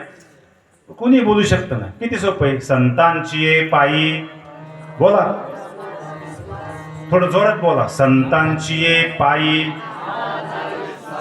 हा माझा विश्वास. किती सोपं आहे बोलायला. पण विश्वास या शब्दाचा अर्थ कळाला का कसा आहे. किती विश्वास पाहिजे सांगून जाऊ तुम्हाला. सांगून जाऊ विश्वास किती पाहिजे आणि कसा पाहिजे याचं उत्तर ज्ञानेश्वरीने दिलंय बाबा सर. याचं सुद्धा तुम्ही ज्ञानेश्वरीचा 12वा अध्याय 10व्या नंबरचा श्लोक आणि 126 क्रमांकाची ओळ घरी जाऊन पाहिजे. काय बोललो मी पुन्हा सांगू. विश्वास किती पाहिजे, किती दृढ विश्वास पाहिजे. ज्ञानेश्वर महाराजांनी हेही सांगून दिलंय तुम्हाला आम्हाला. ज्ञानेश्वरीचा 12वा अध्याय 10व्या नंबरचा श्लोक 126 क्रमांकाची ओळ. आता एवढं सुटसुटीत सांगितलंय ते आम्ही याला गेलो 2-3 वेळा जाणं झालं बाबा सर. राऊरीला, ब्राह्मणीला आणि अजून कोणतं ते का वांबोरीला. ते गाव सगळे. त्याच्यानंतर तांबेऱ्याला. तिथं असे त्याच भागामध्ये त्या दुधाडे साहेबांचं नाव तुम्ही ऐकलं असेल. दुधाडे आपले राऊरीचे. हां तिथं ते तांबेऱ्याला कीर्तन ऐकलं. पहिल्यांदाच त्यांची आमची भेट झाली. जुने बरं बाबांच्या काळातले अगदी सरांसारखे इतकं. पण दुर्दैवाने आता मागं त्यांचा ॲक्सिडेंट झाला राऊरीला. त्यांनी देह ठेवला. पण खूप खंबीर नेतृत्व होतं दुधाडे साहेबांचं. त्यांनी तांबेऱ्याला कीर्तन ऐकलं आणि त्या वांबोरीला आणि राहुरीला एक झालं ब्राह्मणीला. त्यांनी त्या पाठीमागं बसले आणि ते डायरी घेऊन आले आणि पेन घेऊन आले. ज्ञानेश्वरीची इकडून ओळ सांगितली का त्यांनी नोट डाऊन करायची. आपण सांगितले का त्यांनी तिकडं सगळं नोट डाऊन करायचं. आणि दुसऱ्या तिसऱ्या दिवशी मी घरी पोहोचला का लगेच फोन करायचे. मी काय बोलत होतो. विश्वास. विश्वास किती पाहिजे हे सुद्धा ज्ञानेश्वरी शिकवते तुम्हाला आम्हाला. मी बोललो 12वा अध्याय 10व्या नंबरचा श्लोक आणि 126 क्रमांकाची ओळ. किती विश्वास पाहिजे. माळी जेवते नेले तेवते निवांतची गेले तया पानिया ऐशे केले हुवा वेगा. आता सहज मी ज्ञानेश्वरीची ओळ तुम्हाला सांगितली पण कळाली का. किती जणांना कळाली. नाही कळाली. मी नुसती सांगून मोकळं होत नाही. कमी सांगतो पण महत्वाचं सांगून जातो. फारच भारूड कथा सांगून काही मजा नाही. नुसती ओळी सांगत बसायचंय आणि यांना कळायला पाहिजे ना. इथल्यांचं काम आहे बरं का बाबा. यांची सोडवणूक करण्याचं काम आहे. इथल्यांची ड्युटी आहे आणि ती तुम्हाला आम्हाला करता आली पाहिजे. नाहीतर काय चाललंय सगळं. इकडचा तिकडचा खेदारखाना. सासू सासऱ्यांच्या जावयाच्याच गोष्टी चालू. इथं राहून दुसरं काय चाललंय. वेगळं आहे. राजकारण चाललंय. तुमचे विनोद चालले. तुमचे चुटकुले चालले. एवढंच चालू आहे. दुसरं काही नाही. यांना सांगायला दुसरा वेळ नाहीये. माळी जेवते नेले तेवते निवांतची गेले. मोकळं करून सांगतो. इथं ज्ञानेश्वर महाराजांनी माळी बाबाचं उदाहरण दिलंय. कोणाचं दिलंय. माळी बाबाचं. पप्पू भाऊ गेलेत का. पप्पू दादा होते ना गेले. बरं ठीक आहे असू द्या. माळी बाबाचं उदाहरण दिलंय. किती मोकळं करून सांगतो तुमच्या लक्षात येईल. मग विश्वासावर आपण बोलतोय. हा सर विश्वास देण्यात ठेवा. किती विश्वास पाहिजे त्याचं उत्तर ज्ञानेश्वर महाराज देतात. ते माळी जेवते नेले. जेवते नेले म्हणजे जिकडे नेले. कोणी माळ्याने जिकडे नेले. आता ते उदाहरण शेतकऱ्याला सुद्धा लागू होतं. तुम्हाला पटकन समजल का तर तुम्ही आम्ही सगळे शेतकरी म्हणून आहे ना. फक्त उदाहरण देताना माळ्याचं दिलं. माळी बाबाचं दिलं. माळी जेवते नेले. माळी बाबाने जिकडे नेले तेवते निवांतची गेले. तिकडे ते निवांतपणे माळी बाबाच्या बरोबर गेलं. पण कोण कोण तया पानिया ऐशे केले होवा वेगा. पाण्याचं उदाहरण दिलं इथं. माळी बाबा सकाळी उठले. माळी बाबा सगळे शेतकरी ऐका. माळी बाबा सकाळी उठले ना आणि म्हटले आज शेतामध्ये 9 वाजता लाईट येणार आहे आमच्याकडे म्हटले. आणि शेतामध्ये वा वा. आणि मेळाव्यामध्ये जर अवस्था होत असेल ना साधकांना तर कीर्तनकाराचं पहिलं कर्तव्य अवस्थेवर बोललं पाहिजे. म्हणून मुक्ता म्हणे ऐशे झाली या वाचवणी. अरे जा परमार्थ शीन वाटत असे. हे होत नव्हतं ना. याच्यासाठी हे वेळ नसेल तर काही उपयोग नाही. याच्यासाठी 8 तास पाहिजे. झालंच पाहिजे. याच्याशिवाय परमार्थाचे नाहीये. अंतकरण शुद्ध होत नाहीये. लक्ष ठेवा. अंतकरणामध्ये बसलेले जे षडविकार आहेत ना याच्याशिवाय बाहेर पडत नाही. बाहेर पडत नाहीये. आणि म्हणून माळी बाबाने सकाळी सांगितलं. उठलं असं ठरवलं की सकाळी 9 वाजता लाईट आली. आता मोटार चालू करायची आणि ऊसाला पाणी द्यायचं. कशाला पाणी द्यायचं. इकडे लक्ष द्या, विश्वासावर बोलतोय मी. कशाला पाणी द्यायचं? उसाला. ऊसाला पाणी द्यायचं. आता काय केलं, मोटर चालू केली आणि हातामध्ये खोरं घेतलं आणि पाटानेच पाणी देतो ना तुम्ही. तुमच्याकडे पाटच म्हणतात का वेगळं काय बोलताय? नाही ना, समजत आहे ना तुम्हाला? समजलं म्हणजे बस. पाटाने पाणी घेऊन माळीबाबा कुठे गेले? ऊसाकडे गेले, बरोबर ना? ऊसाकडे गेल्याच्या नंतर थोडा वेळ माळीबाबांनी ऊसाला पाणी देत असताना त्यांचा परत विचार बदलला. त्यांनी पाहिलं बाजूला मेथीचं पण एक शेत होतं त्यांचं. ते म्हटले आता मेथी जास्त सुकायला लागली, आपण आता पाणी मेथीकडे घेऊन जाऊ. त्यांनी काय केलं, ते पाणी तिकडे वळवलं आणि मेथीकडे घेऊन गेले. मेथीला पाणी देऊन झालं बरं का बाबा. आणि पुन्हा बाजूला मिरची होती, मिरचीकडे पाणी घेऊन गेले, पुन्हा मिरचीला पाणी दिलं ना. मग मला सांगा, माळीबाबांना पाणी कोणाला द्यायचं होतं? काय ठरवेलं होतं? पाणी कुठे द्यायचं होतं? उसाला. ऊसाला. मग ऊसाने तक्रार केली का हो? किंवा त्या पाण्याने तक्रार केली का? पाण्याने तक्रार केली का? हो नाही, मी त्या मिरचीकडं, तुमच्या मेथीकडं आणि तुमच्याकडे कारल्याकडे अजिबात जाणार नाही. तुम्ही सकाळी काय बोलले होते? आपल्याला ऊसाला पाणी द्यायचं, मी तिकडे जाईल, मी इकडे जाणार नाही, अशी तक्रार पाण्याने केली का? नाही. पाण्याने तक्रार केली का? बास, तीच युक्ती सांगितली. विश्वास त्यालाच म्हणतात. ज्या वेळेला श्रीगुरूंनी तुमचं बोट पकडलंय, तुमचा हात धरलाय ना, मग संत श्रीगुरु आपले साधू आपल्याला ज्या मार्गाने नेतील, लक्ष द्या इकडं, अरे साधू आपल्याला ज्या मार्गाने नेईल तो मार्ग खडतर असू द्या, त्याच्यामध्ये काटे टाकलेले असू द्या, त्याच्यामध्ये फुलं टाकलेले असू द्या, उंच असू द्या, ओबड धाबड असू द्या किंवा चांगला असू द्या, आपली त्याच्या पाठीमागे जाण्याची दानत असली पाहिजे. लक्षात ठेवा. अरे आपले श्रीगुरु आमचं हात पकडलाय ना, मनगट पटलं ना.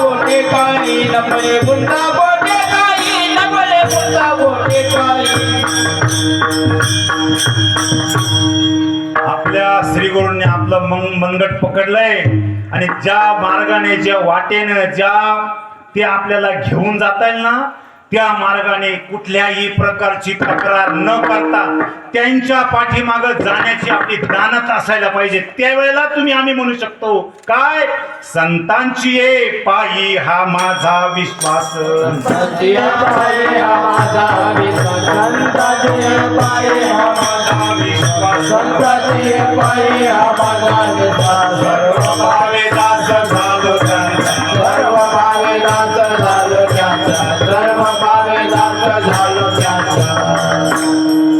त्यावेळेला म्हणायचंय बरं का आम्ही, संताची पायी हा माझा विश्वास, सर्व भावे दास झालो त्यांचा. आपल्याला त्यांचं दास व्हायचंय, दासत्व करायचंय. आणि सगळ्याला ज्यांनी अनुग्रह घेतलेला आहे त्यांच्या चरणाशी मी वंदन करतो. ज्यांना बाकी आहे त्यांनी घेऊन टाका. नेतृत्व तुमच्या जवळ आहे. कोण म्हणतं संत राहिले नाहीये आता, माणसं म्हणतात ते, आता बरीच मंडळी म्हणतात आता देव राहिलाय का, आताकडे संत राहिलेत का. मग तो कुठं काळ्या पाण्यावर गेलाय वय रे, आणि तू राहिले आम्हाला सांगायला देव राहिलाय का. तुका म्हणे देव आहे तैसाची आहे, एवढा ओत पोत भगवंत भरलेला आहे. आता तुम्ही त्या देवावरती बसलेले, त्या ईश्वरावरती बसलेले. पण बसणारे कोण आहे? बसणारे सुद्धा कोण आहे? अद्वैत कुसरी विरळा जाणे, विरळा जाणे, अद्वैत कुसरी विरळा जाणे, विरळा जाणे, अद्वैत कुसरी विरळा जाणे, विरळा जाणे, अद्वैत कुसरी विरळा जाणे. हरि नाम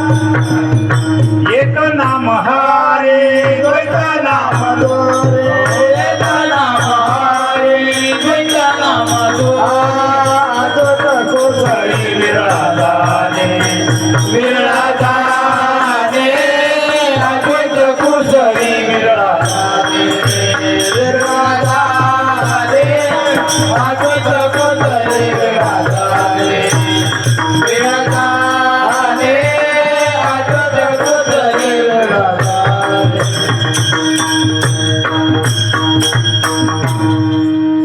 कोण आहे बसणारे अद्वैत कुसरी विरळा जाण्या विरळच आहे ते जाणणारे सुद्धा. आणि म्हणून विचार करा महिला मंडळ, तुम्ही आता थोडे बोलत चला. तुम्ही बोललं मी सांगून जातो तुम्हाला.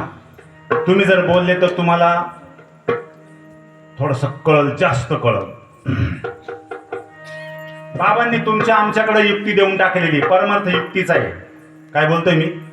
परमार्थ युक्तीच आहे. परमार्थ दांडगाईचा नाही. श्रीपाद बाबांचं वादग्रस्त प्रमाणे पायी तीर्थ यात्रा घडव आणि डोकं खुशाल गाण पड जा. बाबांचं वादग्रस्त प्रमाणे श्रीपाद बाबांचं परमार्थ. आणि ते काय असे मोगम नव्हते बोलत. ज्ञानेश्वरीचा आधार आहे 5वा अध्याय 6व्या नंबरचा श्लोक बोलत. जो युक्तिपंते पार्था, ऐका, जो युक्तिपंते पार्था चढे मोक्ष पर्वता तो महासुखाचे निमित्ता वहिला पावे. कशाची काय काय कशाचा आहे परमार्थ? युक्तीचा आहे. आणि युक्ती तुम्हाला आम्हाला दिली नाही. कोण नाही म्हणते सांगा बरं? दिली नाही बाबांनी युक्ती. अहो देऊन टाकली मनमोकळेपणाने बाबांनी. लक्षात ठेवा, त्यांच्यासारखं करून टाकलंय बाबांना. बाबांनी तुम्हाला काही शिल्लक ठेवलेलं नाहीये. आपण सारिखे करीत नाही काळ वेळ कया लागी. मला सांगा, मी तुम्हाला फक्त टच करतो, टच पुश करतो. पुश म्हणजे तुमच्या लक्षात येऊन जाईल कशी युक्ती दिली. त्याचं उदाहरण देतो, एक दृष्टांत देतो व्यवहारामधला. तसं कीर्तनामध्ये दृष्टांताचं काही काम नाहीये, पण सिद्धांत पटवून देण्यासाठी दृष्टांताची जोड आहे. पटकन सिद्धांत लगेच कळणार नाही, म्हणून दृष्टांताचा आसरा घ्यावा लागतो आणि तेव्हा पटकन सिद्धांत कळतो, है ना. म्हणून महिला मंडळ, आता तुम्ही थोडं बोला, पटकन बोला, घाबरू नका, लाजू नका, चुकलं तरी चालेल. मला सांगा, तुमच्या आपल्या घरामध्ये सगळ्यांचं जसं घर असेल तसं घरामध्ये किचन आहे का? किचन, त्याला आपण स्वयंपाकघर म्हणतो, आहे का? प्रत्येकाच्या घरात आहे ना स्वयंपाकघर, आहे का नाही? आहे ना. बरं, त्याच्यामध्ये एका डब्यामध्ये शेंगदाणे आहे का? डबे आहे ना, डबे असे लाईनशीर मांडून ठेवलेले आहे ना. एका डब्यात शेंगदाणे आहे का? शेंगदाणे आहे ना. ते शेंगदाणे जिवंत आहेत का मेलेले आहेत? तो कोण म्हणतंय जिवंत आहे? लय पटकन उत्तर दिलं. कोण म्हणतंय जिवंत आहे? सर लयच हुशार करून ठेवले तुम्ही. हा ना, लय पटकन उत्तर दिलंय. शेंगदाणे जिवंत. अहो बरोबर उत्तर दिलंय. शेंगदाणे जिवंतचे. शेंगदाणे जिवंतचे. उत्तर बरोबर आहे. पहिल्या धडाक्यात उत्तर देऊन टाकलं. आता पुढचा प्रश्न तयार झाला, त्या शेंगदाण्यांना जर मारायचं ठरलं तर काय करावं लागतंय आता? होय हा, लई शहाणे करून सोडले. आणि हेच संतन. अहो मी सांगू बरं का, लक्षात घ्या, इतकं नम्रपणे तुम्हाला सांगतो, बस तेवढंच. तेवढी युक्ती फक्त परमार्थामध्ये, जास्त नाही. परमार्थ अवघड नाही. फक्त शेंगदाण्यांना काय करायचंय? अहो भाजायचं, एवढीच प्रक्रिया आहे. बीज भाजवणी केलेलाही आम्हा जन्म मरण नाही. या स्थितीला बाबाने तुम्हाला नेऊन ठेवलंय बाबांचे. किती उपकार आहेत बाबांचे सांगू? अहो सांगताच येत नाही, इतके प्रचंड उपकार बाबांचे. आणि म्हणून बाबांचा हा जो परमार्थ आहे, त्या परमार्थाला इथं मी मगाशीच बोललो, प्रत्येक गोष्ट बाबांनी मोघम केलेलीच नाहीये. बाबांची एकही गोष्ट मोघम नाहीये. प्रत्येक गोष्टीला बाबा जरी सहज बोलत होते, सहज सांगत होते, तुमच्या आमच्या जरी लक्षात येत नसलं ना, तर बाबा सहज बोलण्यामध्ये तुमचं आमचं हित दडलेलं आहे. संतांच्या सहज बोलण्यामध्ये तुमचं आमचं हित दडलेलं आहे. सहज बोलणे हितोपदेश करोनी सायास शिकविती शिकविती. एवढीच युक्ती, याच्यापेक्षा युक्ती नाहीये. जो युक्ती पंते पार्था चढे मोक्ष परत्व पर्वता, तो महासुखाचे निमथा वैला पावे. परमार्थ मोगम करू नका. डोक्याने परमार्थ करायचा आहे, युक्तीने परमार्थ करायचा आहे. 100% तुम्ही आम्ही आपल्या ध्येयापर्यंत 100% जाऊन पोहोचू, यात शंकाच नाही. बरं, पोहोचू का पोहोचवलंय? बरं, आता याच्या पुढे चला. बरं, ज्ञानेश्वरी सांगते, बाबा तुम्हाला परमार्थ इतका करायचा आहे, इतका करायचा, या इंद्रियांना इतकं वळण लावायचं, इतकं नामस्मरण करायचं, इतकं चिंतन करायचंय का ह्या इंद्रियांना इतकं वळण लावायचंय, इतकं वळण लावायचंय का ते तुम्हाला शेवटच्या श्वासाला सुद्धा आठवलं पाहिजे. काय बोलते ज्ञानेश्वरी? शेवटच्या श्वासाला आठवलं पाहिजे. 8वा अध्याय आणि 7व्या क्रमांकाचा श्लोक पहा. मरणी जयाजे आठवे, तो तेची गती ते पावे, म्हणून सदा स्मरावे मातेची युवा. याचा अर्थ असा आहे, मरायच्या वेळेला, शेवटच्या श्वासाला तुम्हाला ज्याची आठवण होईल, तुम्हाला त्या गतीला जावं लागेल. म्हणून हे अर्जुना, तू माझं चिंतन कर, माझं नामस्मरण कर, माझी आठवण कर, तू मला येऊन मिळशील. हे ज्ञानेश्वर महाराजांचं स्पष्ट मत आहे. पण ज्ञानेश्वर महाराजांनी या श्लोकावर कडी करून काट मारली. 9व्या अध्यायामध्ये सुरुवातीलाच सांगितलं, जे मरणा आईलीचकडे मजशी मिळून गेले पुढे, ते मरणी अनिककडे जातील केवी. आता बघा, मरायच्या अगोदर तुम्हाला ईश्वर तत्व प्राप्त करून दिलेले श्रीपाद बाबांनी. तुम्ही सामान्य नाहीये. श्रीपाद बाबांनी तुम्हाला मरायच्या अगोदर ईश्वर तत्व प्राप्त करून दिलंय. सांगून जातो, मग अग्निकुंडे बीजे घातली, की जेवी अंकुर दशे मुकली, तेवी न फळता समज अर्पिली शुभाशुभे. आगा कर्मे जे उरावे, तेही सुख दुःखा ते भोगावे, तेही सुख दुःखा ते फळावे, तया ते भोगावया यावे देह एका. आता बघा, ते उगानेच मज कर्म तेव्हाच पुसले, तेव्हाच पुसले, तेव्हाच पुसले. मरण जन्म, मरणच नाही तुम्हाला आम्हाला या स्थितीला नेऊन ठेवलंय श्रीपाद बाबांनी. मरण माझे मरण गेले, माझे मरण गेले.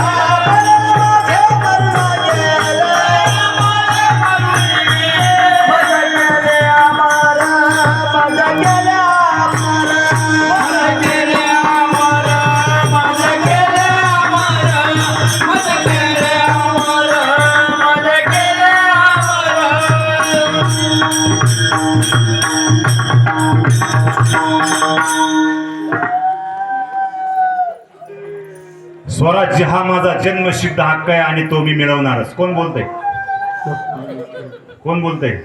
अरे सरकारचं डोकं ठिकाणावर आहे का? कोण बोलतंय? गल्लीत बोलले का? गल्लीत बोलले, घरात बोलले, मग कुठं बोलले? प्रतिकूल परिस्थितीमध्ये बोलले. सर कोण बोलतंय? लोकमान्य टिळक बोलताय. सरकारचं डोकं ठिकाण्यावर आहे का? अहो ज्ञानेश्वर महाराज तेच बोलले ना, कीर्तनकारांचं डोकं ठिकाण्यावर आहे का? घरात नाही बोलले, एकांतामध्ये नाही बोलले, आरोळ देऊन बोलले. ज्ञानेश्वर महाराज ज्ञानेश्वरी मध्ये बोलले. जसं सरकारचं डोकं ठिकाण्यावर आहे का, एवढ्या प्रतिकूल परिस्थितीमध्ये बोलले लोकमान्य टिळक, तसं ज्ञानेश्वर महाराज म्हणतात ते कीर्तनकारांचं डोकं ठिकाण्यावर आहे का? कीर्तनकारांसाठी इंटिमेशन आहे ज्ञानेश्वर महाराजांची. अरे ज्या कीर्तनामध्ये, ज्या कथेमध्ये, ज्या सत्संगामध्ये, ज्या प्रवचनामध्ये आत्म्याविषयी बोललं जात नाही, आत्म्याविषयी वर्णन केलं जात नाही, स्वस्वरूपाविषयी वर्णन केलं जात नाही, अवस्थेबद्दल बोललं जात नाही, तर ज्ञानेश्वर महाराज म्हणतात ते अरे त्यांचे कीर्तन सुद्धा ऐकू नका तुम्ही. एवढं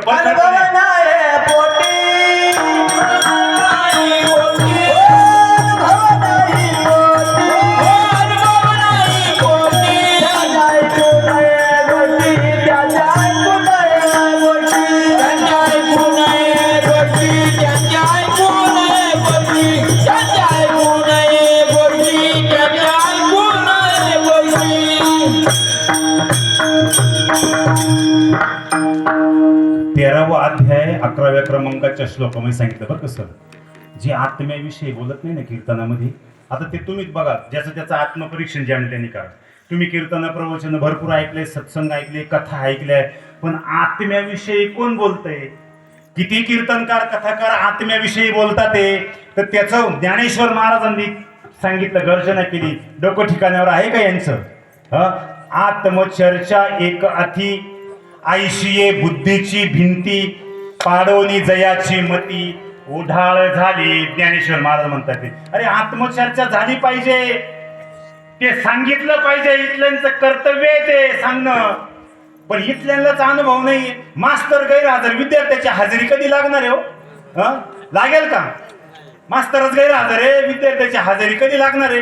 बाबा खूप सुंदर दृष्टांत सांगायचे, मी सांगून जातो. मी नेहमी सांगतो कीर्तन, इथे सांगून जातो.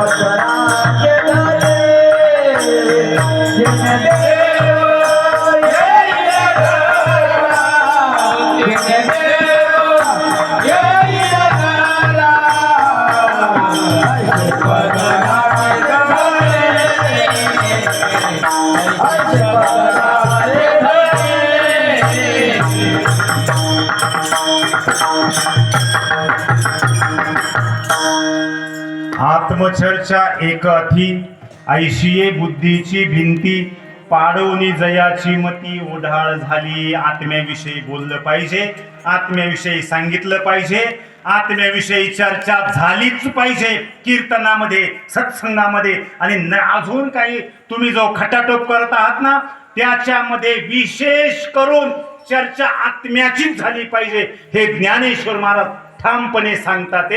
आणि जर तुम्ही बोलत नसाल, करत नसाल, आता अनुभवच नाही म्हणून बाबा मागायची मी बोललो, एक रात्रीचा झोपला आणि सकाळी पुन्हा उठला. उठल्याच्या नंतर त्याला एकाचे 2 दिसायला लागले. होय, किती दिसायला लागले? एकाचे 2 दिसायला लागले. आणि म्हणून तो डॉक्टर डोळसांकडे गेला आणि त्याने सांगितलं, म्हटले डॉक्टर साहेब, मी रात्री झोपलो ना, त्यावेळेला माझी दृष्टी शाबूत होती, चांगली होती, पण सकाळी उठल्या त्याच्यानंतर मला एकाचे 2 दिसायला लागले, म्हणून तुमच्याकडे आलो, माझ्या दृष्टीत बदल झाला. तर डॉक्टर म्हणे तुम्ही चौघ कशाला आले? आता रोग जास्त कोणाला झालाय? इथल्या डॉक्टरांना रोग झालाय ना जास्त. पहिली ट्रीटमेंट तर यांनाच केली पाहिजे, होय? नाही केली पाहिजे? अहो, यांनाच पहिली ट्रीटमेंट केली पाहिजे. म्हणून लक्षात ठेवा, अशा कीर्तनकारांचे ज्ञानेश्वर महाराज म्हटले, नुसतं कीर्तन ऐकू नका, हे नवल नाहीये. त्यांचं तोंड सुद्धा बघू नका, जा थोबाड सुद्धा बघू नका. आत्मज्ञान निज दृष्टी न देखिली तयानारा गोष्टी बोलू नये, जा ज्ञानदेव गाथ्यातलं प्रमाणे. कसे ते सगळे मोरा अंगी आशेशे, पिशे असती डोळसे, एकली दृष्टी ते वडी नसे तैशी ते गा. तुम्ही मोर पाहिलाय का? मोर पाहिलाय ना? मोराच्या अंगावरती पिसारे आहे का? सर्वत्र पिसार आहे, आणि त्या पिसाऱ्यावरती सर्वत्र डोळे आहे का? मोराच्या पिसाऱ्यावरती डोळे आहेत का? महिला मंडळ पाहिले ना तुम्ही? कमीत कमी चित्रामध्ये तरी पाहिलं असेल ना? आहे ना? त्या डोळ्यामध्ये दृष्टी आहे का हो? आहे? नाहीये ना? अहो, तसले आंधळे आहेत ना. ज्ञानेश्वर महाराज म्हणतात ते, आणि आत्मा गोचरू होय. आता असं म्हणायला गेलं का यांच्या खालून पुढं आग लागते. हे ज्ञानेश्वर महाराज बोलतात, मी नाही बोलत आहे. मला काही घेणं देणं नाही. मी बोल जे आहे ते मायाश्रीकडून निरोप द्यायला इकडे ते काम करायला आलोय. राईट फाईट निरोप देऊन जाईल.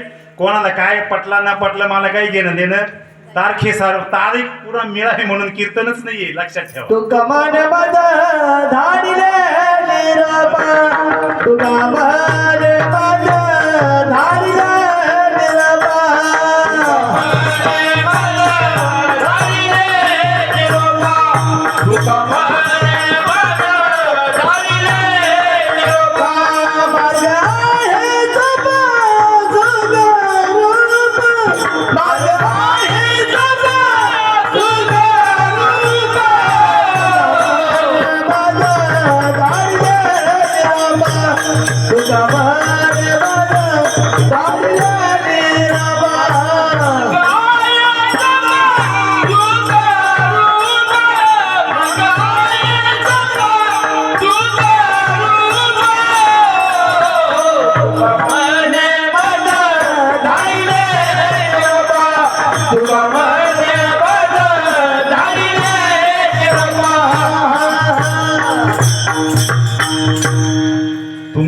डोक्यामध्ये जर गोड गैरसमज असेल ना, कीर्तन म्हणजे उद्धाराचं साधन आहे, डोक्यातून काढून टाक.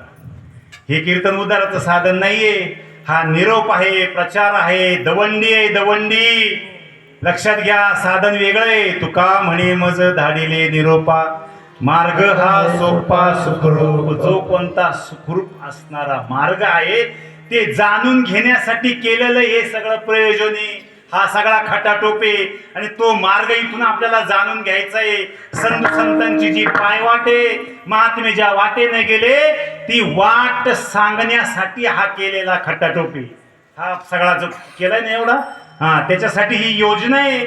उद्धाराचं साधन वेगळं आहे, पण तुम्ही आम्ही कीर्तनाचं उद्धाराचं साधन समजून बसतो. हे नाहीये. संतांचं येण्याचं प्रयोजन आहे. धर्माची वाट मोडे, अधर्माची शिग चढे, तई आम्हा येणे घडे, संसार स्थिती. संत, मी काय बोलतोय, संतांचं येण्याचं प्रयोजन आहे.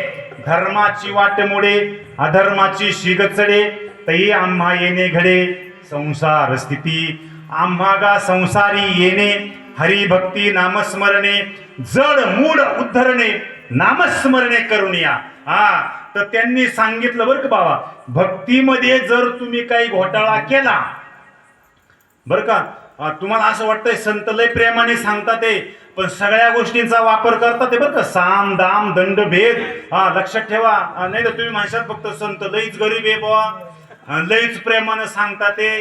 नानाम ते पाषंड, कर्मताता अति बंड, तयाचे ठेचणे तोंड, हरिभजनी. पण कधी संतांना कधीच राग येत नाही, कधीच राग येत नाही. विचार करा, नाथबाबांच्या बायकोची छेड काढली, काही बोलले? देवघरामध्ये चपला घालून गेले, काही बोलले बाबा? अंगावर थुंकले, काही बोलले? कधीच संतांना राग येत नाही. पण संतांना राग तेव्हाच येतो कधी आधीच जन उद्धट, त्यात गुह्य करू नये प्रगट. मग मोडतील भक्तीची वाटा आणि मग कोपतील संत जन, तेव्हा संतांना राग येतो. लक्षात ठेवा. आणि समजा आता नाना मते पाषंड, याच्यावर थोडस बोलतो आपण. शेतकरी सगळे म्हणून 1 मिनिटात सांगून जातो. आता आपण शेतामध्ये भर उन्हाळ्याचे दिवस आहे आणि आपल्या जर शेतामध्ये एखादा माल पिकवायचा ठरला तर फार कसरत करावी लागते. एवढं सोपं नाही उन्हाळ्यामध्ये पीक घ्यायचं म्हटल्याच्या नंतर. आणि त्या शेतकऱ्याने खूप कसरत घेतली बाबा. 4 महिने ते पीक इतकं छान हिरवगार असं बहरलं फळ, आणि ते तोडणीला आलं, वेचणीला आलं, आणि त्याला ते तोडून मार्केटला नेऊन 2 पैसे त्याचे मिळवण्याची वेळ झाली. आणि त्या शेतामध्ये त्या बहरलेल्या पिकामध्ये, तोडणीला आलेल्या हिरव्यागार पिकामध्ये जर जनावर घुसली, जर डुकरं, तर तुम्ही काय करता? ते शेतकरी काय करतोय? जय हरी बाजूला व्हा, जय हरी बाजूला व्हा, असं आहे का ते? तुका म्हणे तेथे आदमाशी तो आदम. तिथे काय गोडी गुलाबीची भाषा आहे का बाबा? तसे नाना मते पाषंड, कर्मताता अति बंड, तयाचे ठेचणे तोंड, हरी भजनी. आणि म्हणून काळजी करण्याचंही कारण नाही. संत आजही या मृत्यू लोकामध्ये विद्यमान आहेत. लक्षात ठेवा, धर्माचे रक्षक, त्याची विष्णूचे अवतार झाले आहेत, पुढे होतील हे देणे ईश्वराचे. म्हणून कशासाठी संत येतात? ते वाढावया सुख, भक्ती भाव, धर्म आणि कुळाचार नाम विठोबाचे. विठोबा रखुमाई,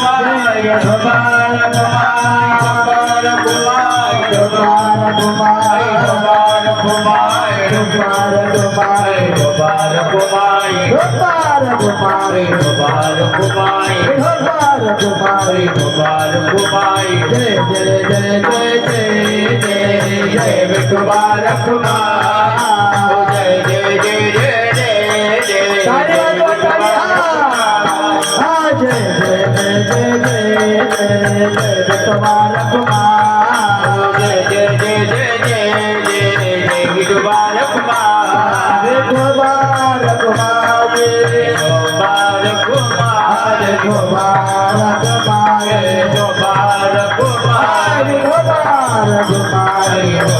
रखुमाई विठोबा रखुमाई विठोबा रखुमाई विठोबा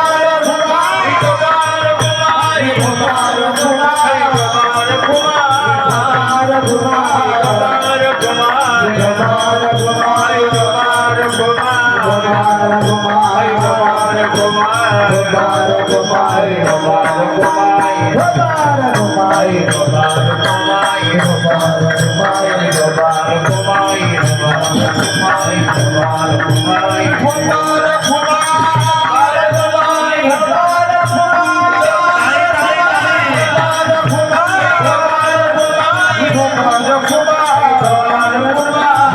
विठोबा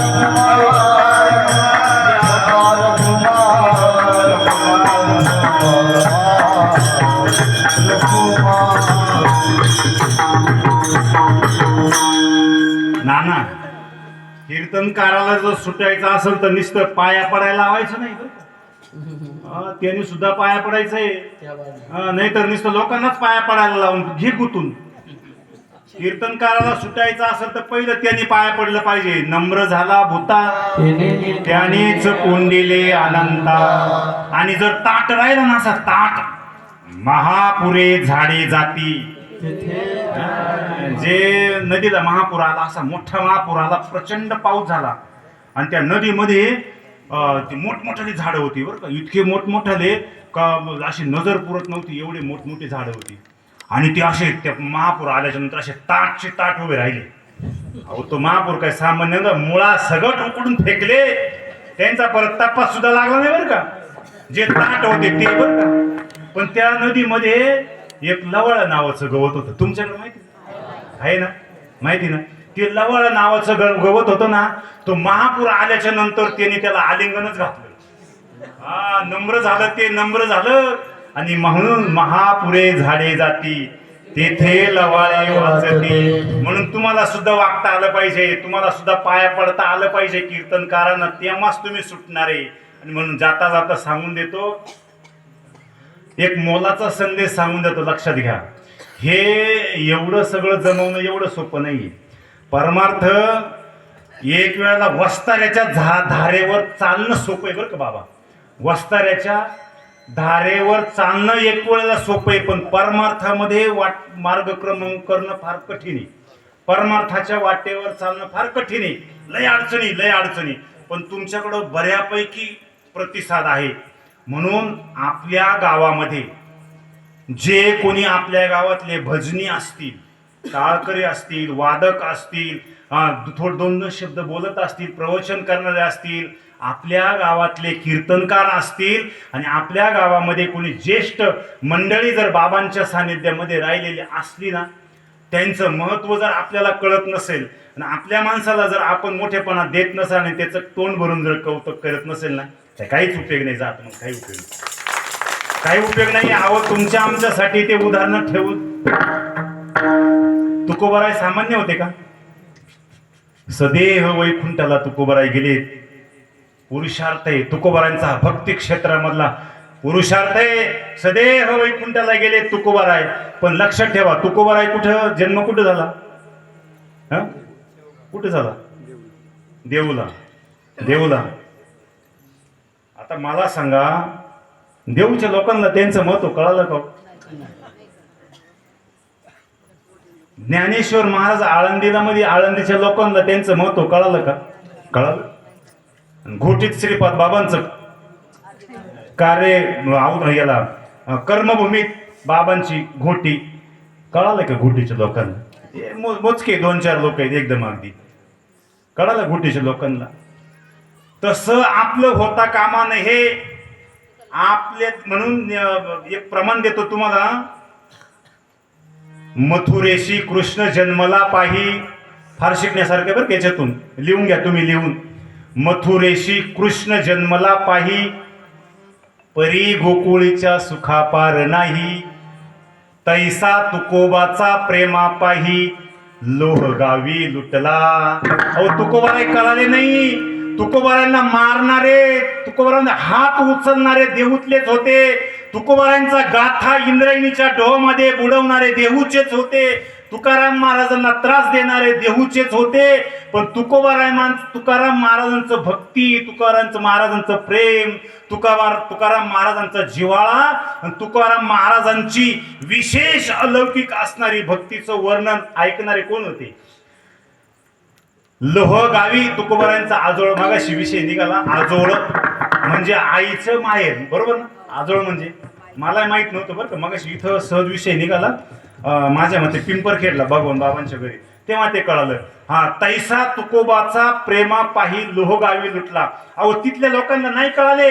लोहगावच्या लोकांना तुकोबारांचं भक्तीचं वर्म कळालं आणि आपलं तसं होता कामा नाही. म्हणून पुढच्या ठेस मागचा शहाणा, मागचे शहाणे झाले पाहिजे बरं का. आणि म्हणून काही नाही, परमार्थ फार सोपा आहे बाबू राजा हो. बाबांनी काही नाही, कुठल्याही प्रकारची अपेक्षा न करता तुमच्या आमच्या झोळीमध्ये ते दिलंय, तो परमार्थ टाकलाय.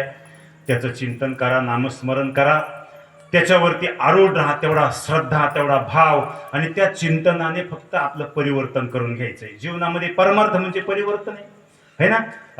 भ्रमरीच्या ध्यास तेवढा पाहिजे फक्त. काय पाहिजे? ध्यास. कसा ध्यास पाहिजे? किती ध्यास पाहिजे? भ्रमरीच्या ध्यासे भ्रमरीच होय, कीटकत्व जाय लोपोनी. ब्रह्म ध्यासे जीव ब्रह्मची होय, जीवत्व जाय लोपोनी. इतकं सोपं आहे बरं का. आपण कोण आहात? अहो ब्रह्मच आहात तुम्ही स्वतः. तुम्ही देवचे म्हणायला सुद्धा बाबा सुद्धा म्हणायचे बरं का. तुम्ही कोण आहे? कोण आहे तुम्ही? नाहीये, नाहीये. अहो तुम्ही देवचे. प्रमाण देऊ. देवची बरे तुका म्हणे खरे तुम्ही. तुका म्हणे खरे तुम्ही. तुका म्हणे खरे तुम्ही. देवाची बरे तुका म्हणे खरे तुम्ही. तुका म्हणे खरे तुम्ही. तुका म्हणे खरे तुम्ही. ज्ञानेश्वर मावले ज्ञानराज मावले, ज्ञानेश्वर मावले ज्ञानराज मावले, ज्ञानेश्वर मावले ज्ञानराज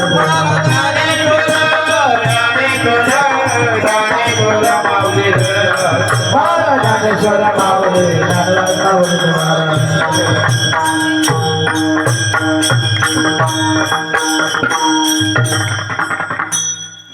कोण पुण्य कोणा गाठी, ज्याशी ऐशियांची भेटी. जिही हरी धरिला मणी, दिले संसाराशी पाणी. बस महात्मे आपल्याशी नुसते बोलणे ना बाबा. इकडं लक्ष द्या. अरे सद्गुरु महात्मा नुसतं आपल्याशी बोलले ना, नुसते बोलले ना तरी समजून घ्या आपलं जीवन कृतार्थ झालं. कसं आहे भाऊ, काय चाललंय? सगळं बरं आहे ना? व्यवस्थित चालू आहे ना? एवढं जरी विचारलं ना, तुमच्या साथ द्यावं, तुम्ही आरूढ राहा बरं का. हे बोलले ना समजून घ्या तरी आपलं जीवन कृतार्थ झालं म्हणून समजा. आणि अशा विचार करा, अशा महात्म्याची भेट झाल्याच्या नंतर तुकोबाराय म्हणतात ते काय वर्णन करताय अभंगाच्या शेवटच्या चरणामध्ये. हो तुका म्हणे त्याज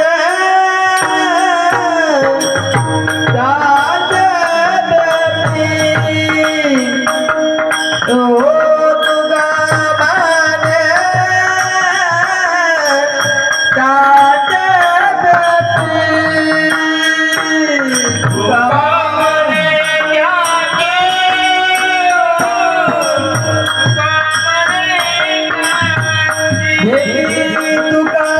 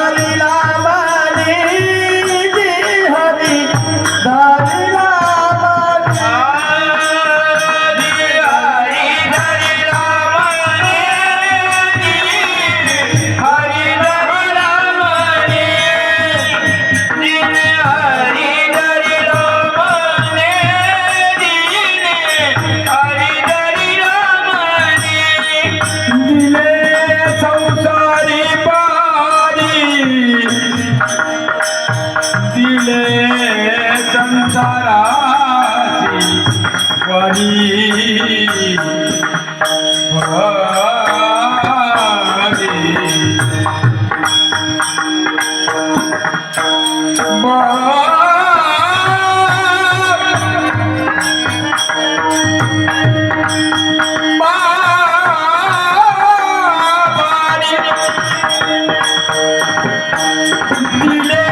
संसाराची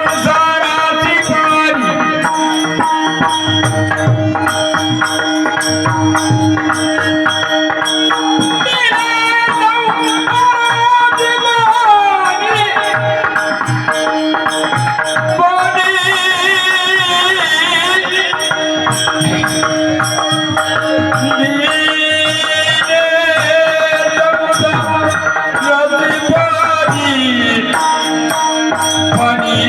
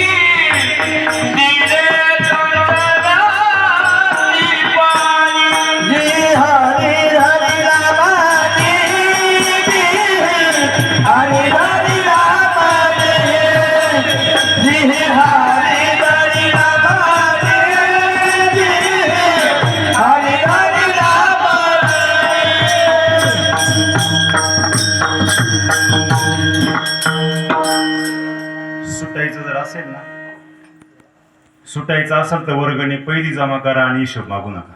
क्या बात आहे. ए ऐका, माझं नाव कुठं आलं नाही पाहिजे, माझा कोणी नाम उल्लेख सुद्धा केला नाही, मला पत्रगोळ्या उचलायला लावा, मला इकडे झाडलोट करायला लावा तर सुटणारे बरं का. ज्ञानेश्वरी सुद्धा तेच सांगते, हे मजची स्तव झाले कोणामुळे झालं, हे मी नाही. हे एवढं खटाटोप कोणामुळे झाला, तुमच्यामुळेच झालाय.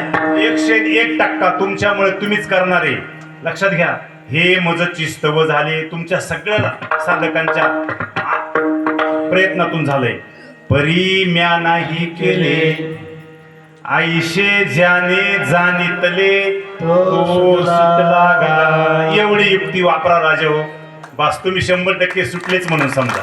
100% सुटलेच. आणि म्हणून एवढीच युक्ती आहे. आमच्याकडं सुद्धा आता 23, 24, 25ला 2.5 दिवसाचा मेळावा झाला.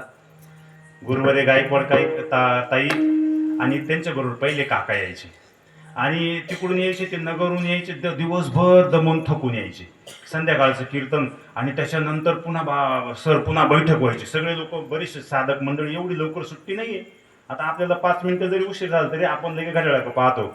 पण बघा, त्या काळामध्ये कीर्तन झाल्याच्या नंतर बाबा सुद्धा 2-2, 3-3, 4-4 वाजेपर्यंत, 5-5 वाजेपर्यंत बैठका झालेल्या आहे. कारण साधक घडले, सत्संगातून घडले. त्या नाट्यावर बाबांनी सगळे सत्संगामध्ये घरात बसून साधक घडवले, कीर्तनातून नाही घडले. म्हणून गायकवाड ताई ते काका ते आले का, ते एवढं सगळं झाल्याच्या नंतर 2 आम्ही म्हणायचं, ताई अहो झोपा ना तुम्ही, किती उशीर झालाय. हो नाही आम्ही का झोपायला आलोय का, काहीतरी आम्हाला विचारा ना. असले असतात बरं का. बाबांचं सुद्धा तेच होतं. आणि इकडून आपल्या कार्यक्रमाला इकडून आदल्या दिवशी भगवान बाबा हजर. 4 दिवस. मेळावा किती दिवसाचा, 2.5 दिवसाचा. बाबा किती दिवस हजर, 4 दिवस. बाबा तिकडून आले का दमून थकून इकडून येतात, तेवढे लांबून प्रवास करून. आणि संध्याकाळी त्यांना म्हटलं का बाबा तुम्ही एक काम करा, तुम्ही आराम करा, आम्ही जातो पुढचं नियोजन करायला. ते म्हणतात नाही मी काय तिकडून नांगरावून आलोय का, चला मी बी येतो, चला मी बी. म्हणजे असली लोक आहेत सगळे आपल्यावाली. हे जिवाळ्याचं, हा जिवाळा कुठंच ना कुठं पिंपळगाव, कुठं शिरसमणी, काय नाळ जोडून ठेवली महात्म्याने, है ना. आणि म्हणून खूप छान सुंदर नियोजन आहे. आज जी सेवा करण्याचा योग मला मिळाला, सरांनी फोन केला, एवढी सेवा कर, बस तेवढा निरोप देण्यासाठी मी आलो. आणि आजच्या कीर्तनासाठी मृदुंगाचार्य आहेत, त्याच्यानंतर महाराज सगळी गायक मंडळी, महेश भाऊ आहेत, सगळ्यांचं नाम माहीत नाही, भगवान बाबा आहेत, आपले नाना आहेत, विनेकरी बाबा ज्यांनी तुकाराम महाराजांची भूमिका साकारली ते या ठिकाणी आहेत. सगळी गायक मंडळी सर्व उपस्थित, महाराज सुद्धा आहेत. काय नाव महाराजांचं? हां, हेमंत महाराज आपल्याच गावचे भूमिपुत्र आहेत. हां, आणि म्हणून मगाशीच बोललो, आपल्या माणसांची कदर करा, आपल्या माणसांचं आपल्या माणसांना महत्त्व द्या. आणि या ठिकाणी सगळ्यात महत्त्वाचं म्हणजे हे जे दोन आहे ना, एकच नंबर आहे, एकदम ठणकावून काम चालू आहे. असलेच पाहिजे, असंच काम पाहिजे. हां, पुढं घालून आणायचे महाराज उद्या सुद्धा. हां, चला लवकर, वेळेत आणायचे, लवकर सोडायचे नाही. हां, ही जबाबदारी तुमची. आलं का लक्षात? आणि म्हणून खूप चांगलं नेतृत्व आपल्या गावामध्ये आहे. हां, बाबांच्या नंतर त्यांनी सुद्धा हाडाचं काढं केली, रक्ताचं पाणी केलं बरं का, रात्रीचा दिवस केला. आपले गोरख सर त्यांच्या नेतृत्वात तुम्ही आम्ही सगळीकडे जुन्या माणसांची कदर करा, जुन्या माणसांना विचारा. अहो ते मगाशी आम्ही आलो ना तर ते लगेच त्यांची सुरुवात झाली, असं काय सांगावं, काय किती सांगावा, काय सांगावा. हे अनुभव आहे ना, काय नाही, आम्ही काही कुठं संस्थेत गेलो नाही, कुठंच काय नाही, कृपा सद्गुरूची झाली, वाचा बोलायला लागली. बाबांचं तत्व आहे आणि त्यांच्या मुखातून ऐकलेलं तिला सांगायचं. काय करायचं दुसरं आपल्याला? फक्त आपली भूमिका नम्रपणे ऐकून घेण्याची पाहिजे. आपण कसं वागायचं? रानात गाय चरायला जाते ना, रानामध्ये दिवसभर जाते ना चरायला रानामध्ये, ती गेल्याच्या नंतर दिवसभर काय करते? असं फक्त भरभर ते गवत दिवसभर घेत राहते, बरोबर ना, पोटामध्ये. आणि संध्याकाळी खुंट्यावर आल्याच्या नंतर बसते, आणि बसतेवर काय करते? तेच पुन्हा घेतलेलं दिवसभर ते पुन्हा बाहेर काढायचंय, पुन्हा त्याच्यावर रवंत करायचं. सार पुन्हा आतमध्ये, आसार पुन्हा बाहेर आहे ना. तेवढीच युक्ती आहे. पण महात्म्यांच्या जुन्या माणसांच्या फक्त पायाजवळ बसून राहा, तुमचं कल्याण आहे. ते काय सांगतात ते तेवढं ऐका, त्याच्यावर चिंतन करा. जे तुम्हाला योग्य वाटलं ते आत घ्या, जे अयोग्य वाटलं, नाही पटलं एखादं, ते सोडून द्या. त्याच्यावर विचार करण्याची गरज नाहीये. आणि म्हणून असे महात्मे आपल्याकडे आहे. हा, सर्वांनी विचारावं. बाबांचा परमार्थ तुम्हाला सगळं सांगण्याची काही गरज नाही. आम्ही सहपत्नीक आलोय. आमचे प्रकाश भाऊ नेहमी माझ्याबरोबर सावलीसारखे हजर आहे बरं. कुठेही जा, महाराष्ट्राच्या कोणत्याही कानाकोपऱ्यात प्रकाश भाऊ, मी बाबा 7 वर्षापासून म्हणतो एकदा तरी त्यांचं नाव कीर्तनात घेईल, पण त्यांच्या वेळेला मी विसरून जातो. आज योगायोगाने ही भूमी पवित्र आहे, बाबांनी तेवढी बुद्धी दिली. सावलीसारखा हा माणूस माझ्या बरोबर आहे, सावलीसारखा कोणत्याही परिस्थितीमध्ये. ते आहे, त्यांची पण पत्नी आमच्या मीनाताई बरोबर आहे. आपले उद्याचे कीर्तनकार आपल्याच गावचे, रामनगर गावचे, शेजारी असणारे आमच्या गावचे हरिभक्त परायण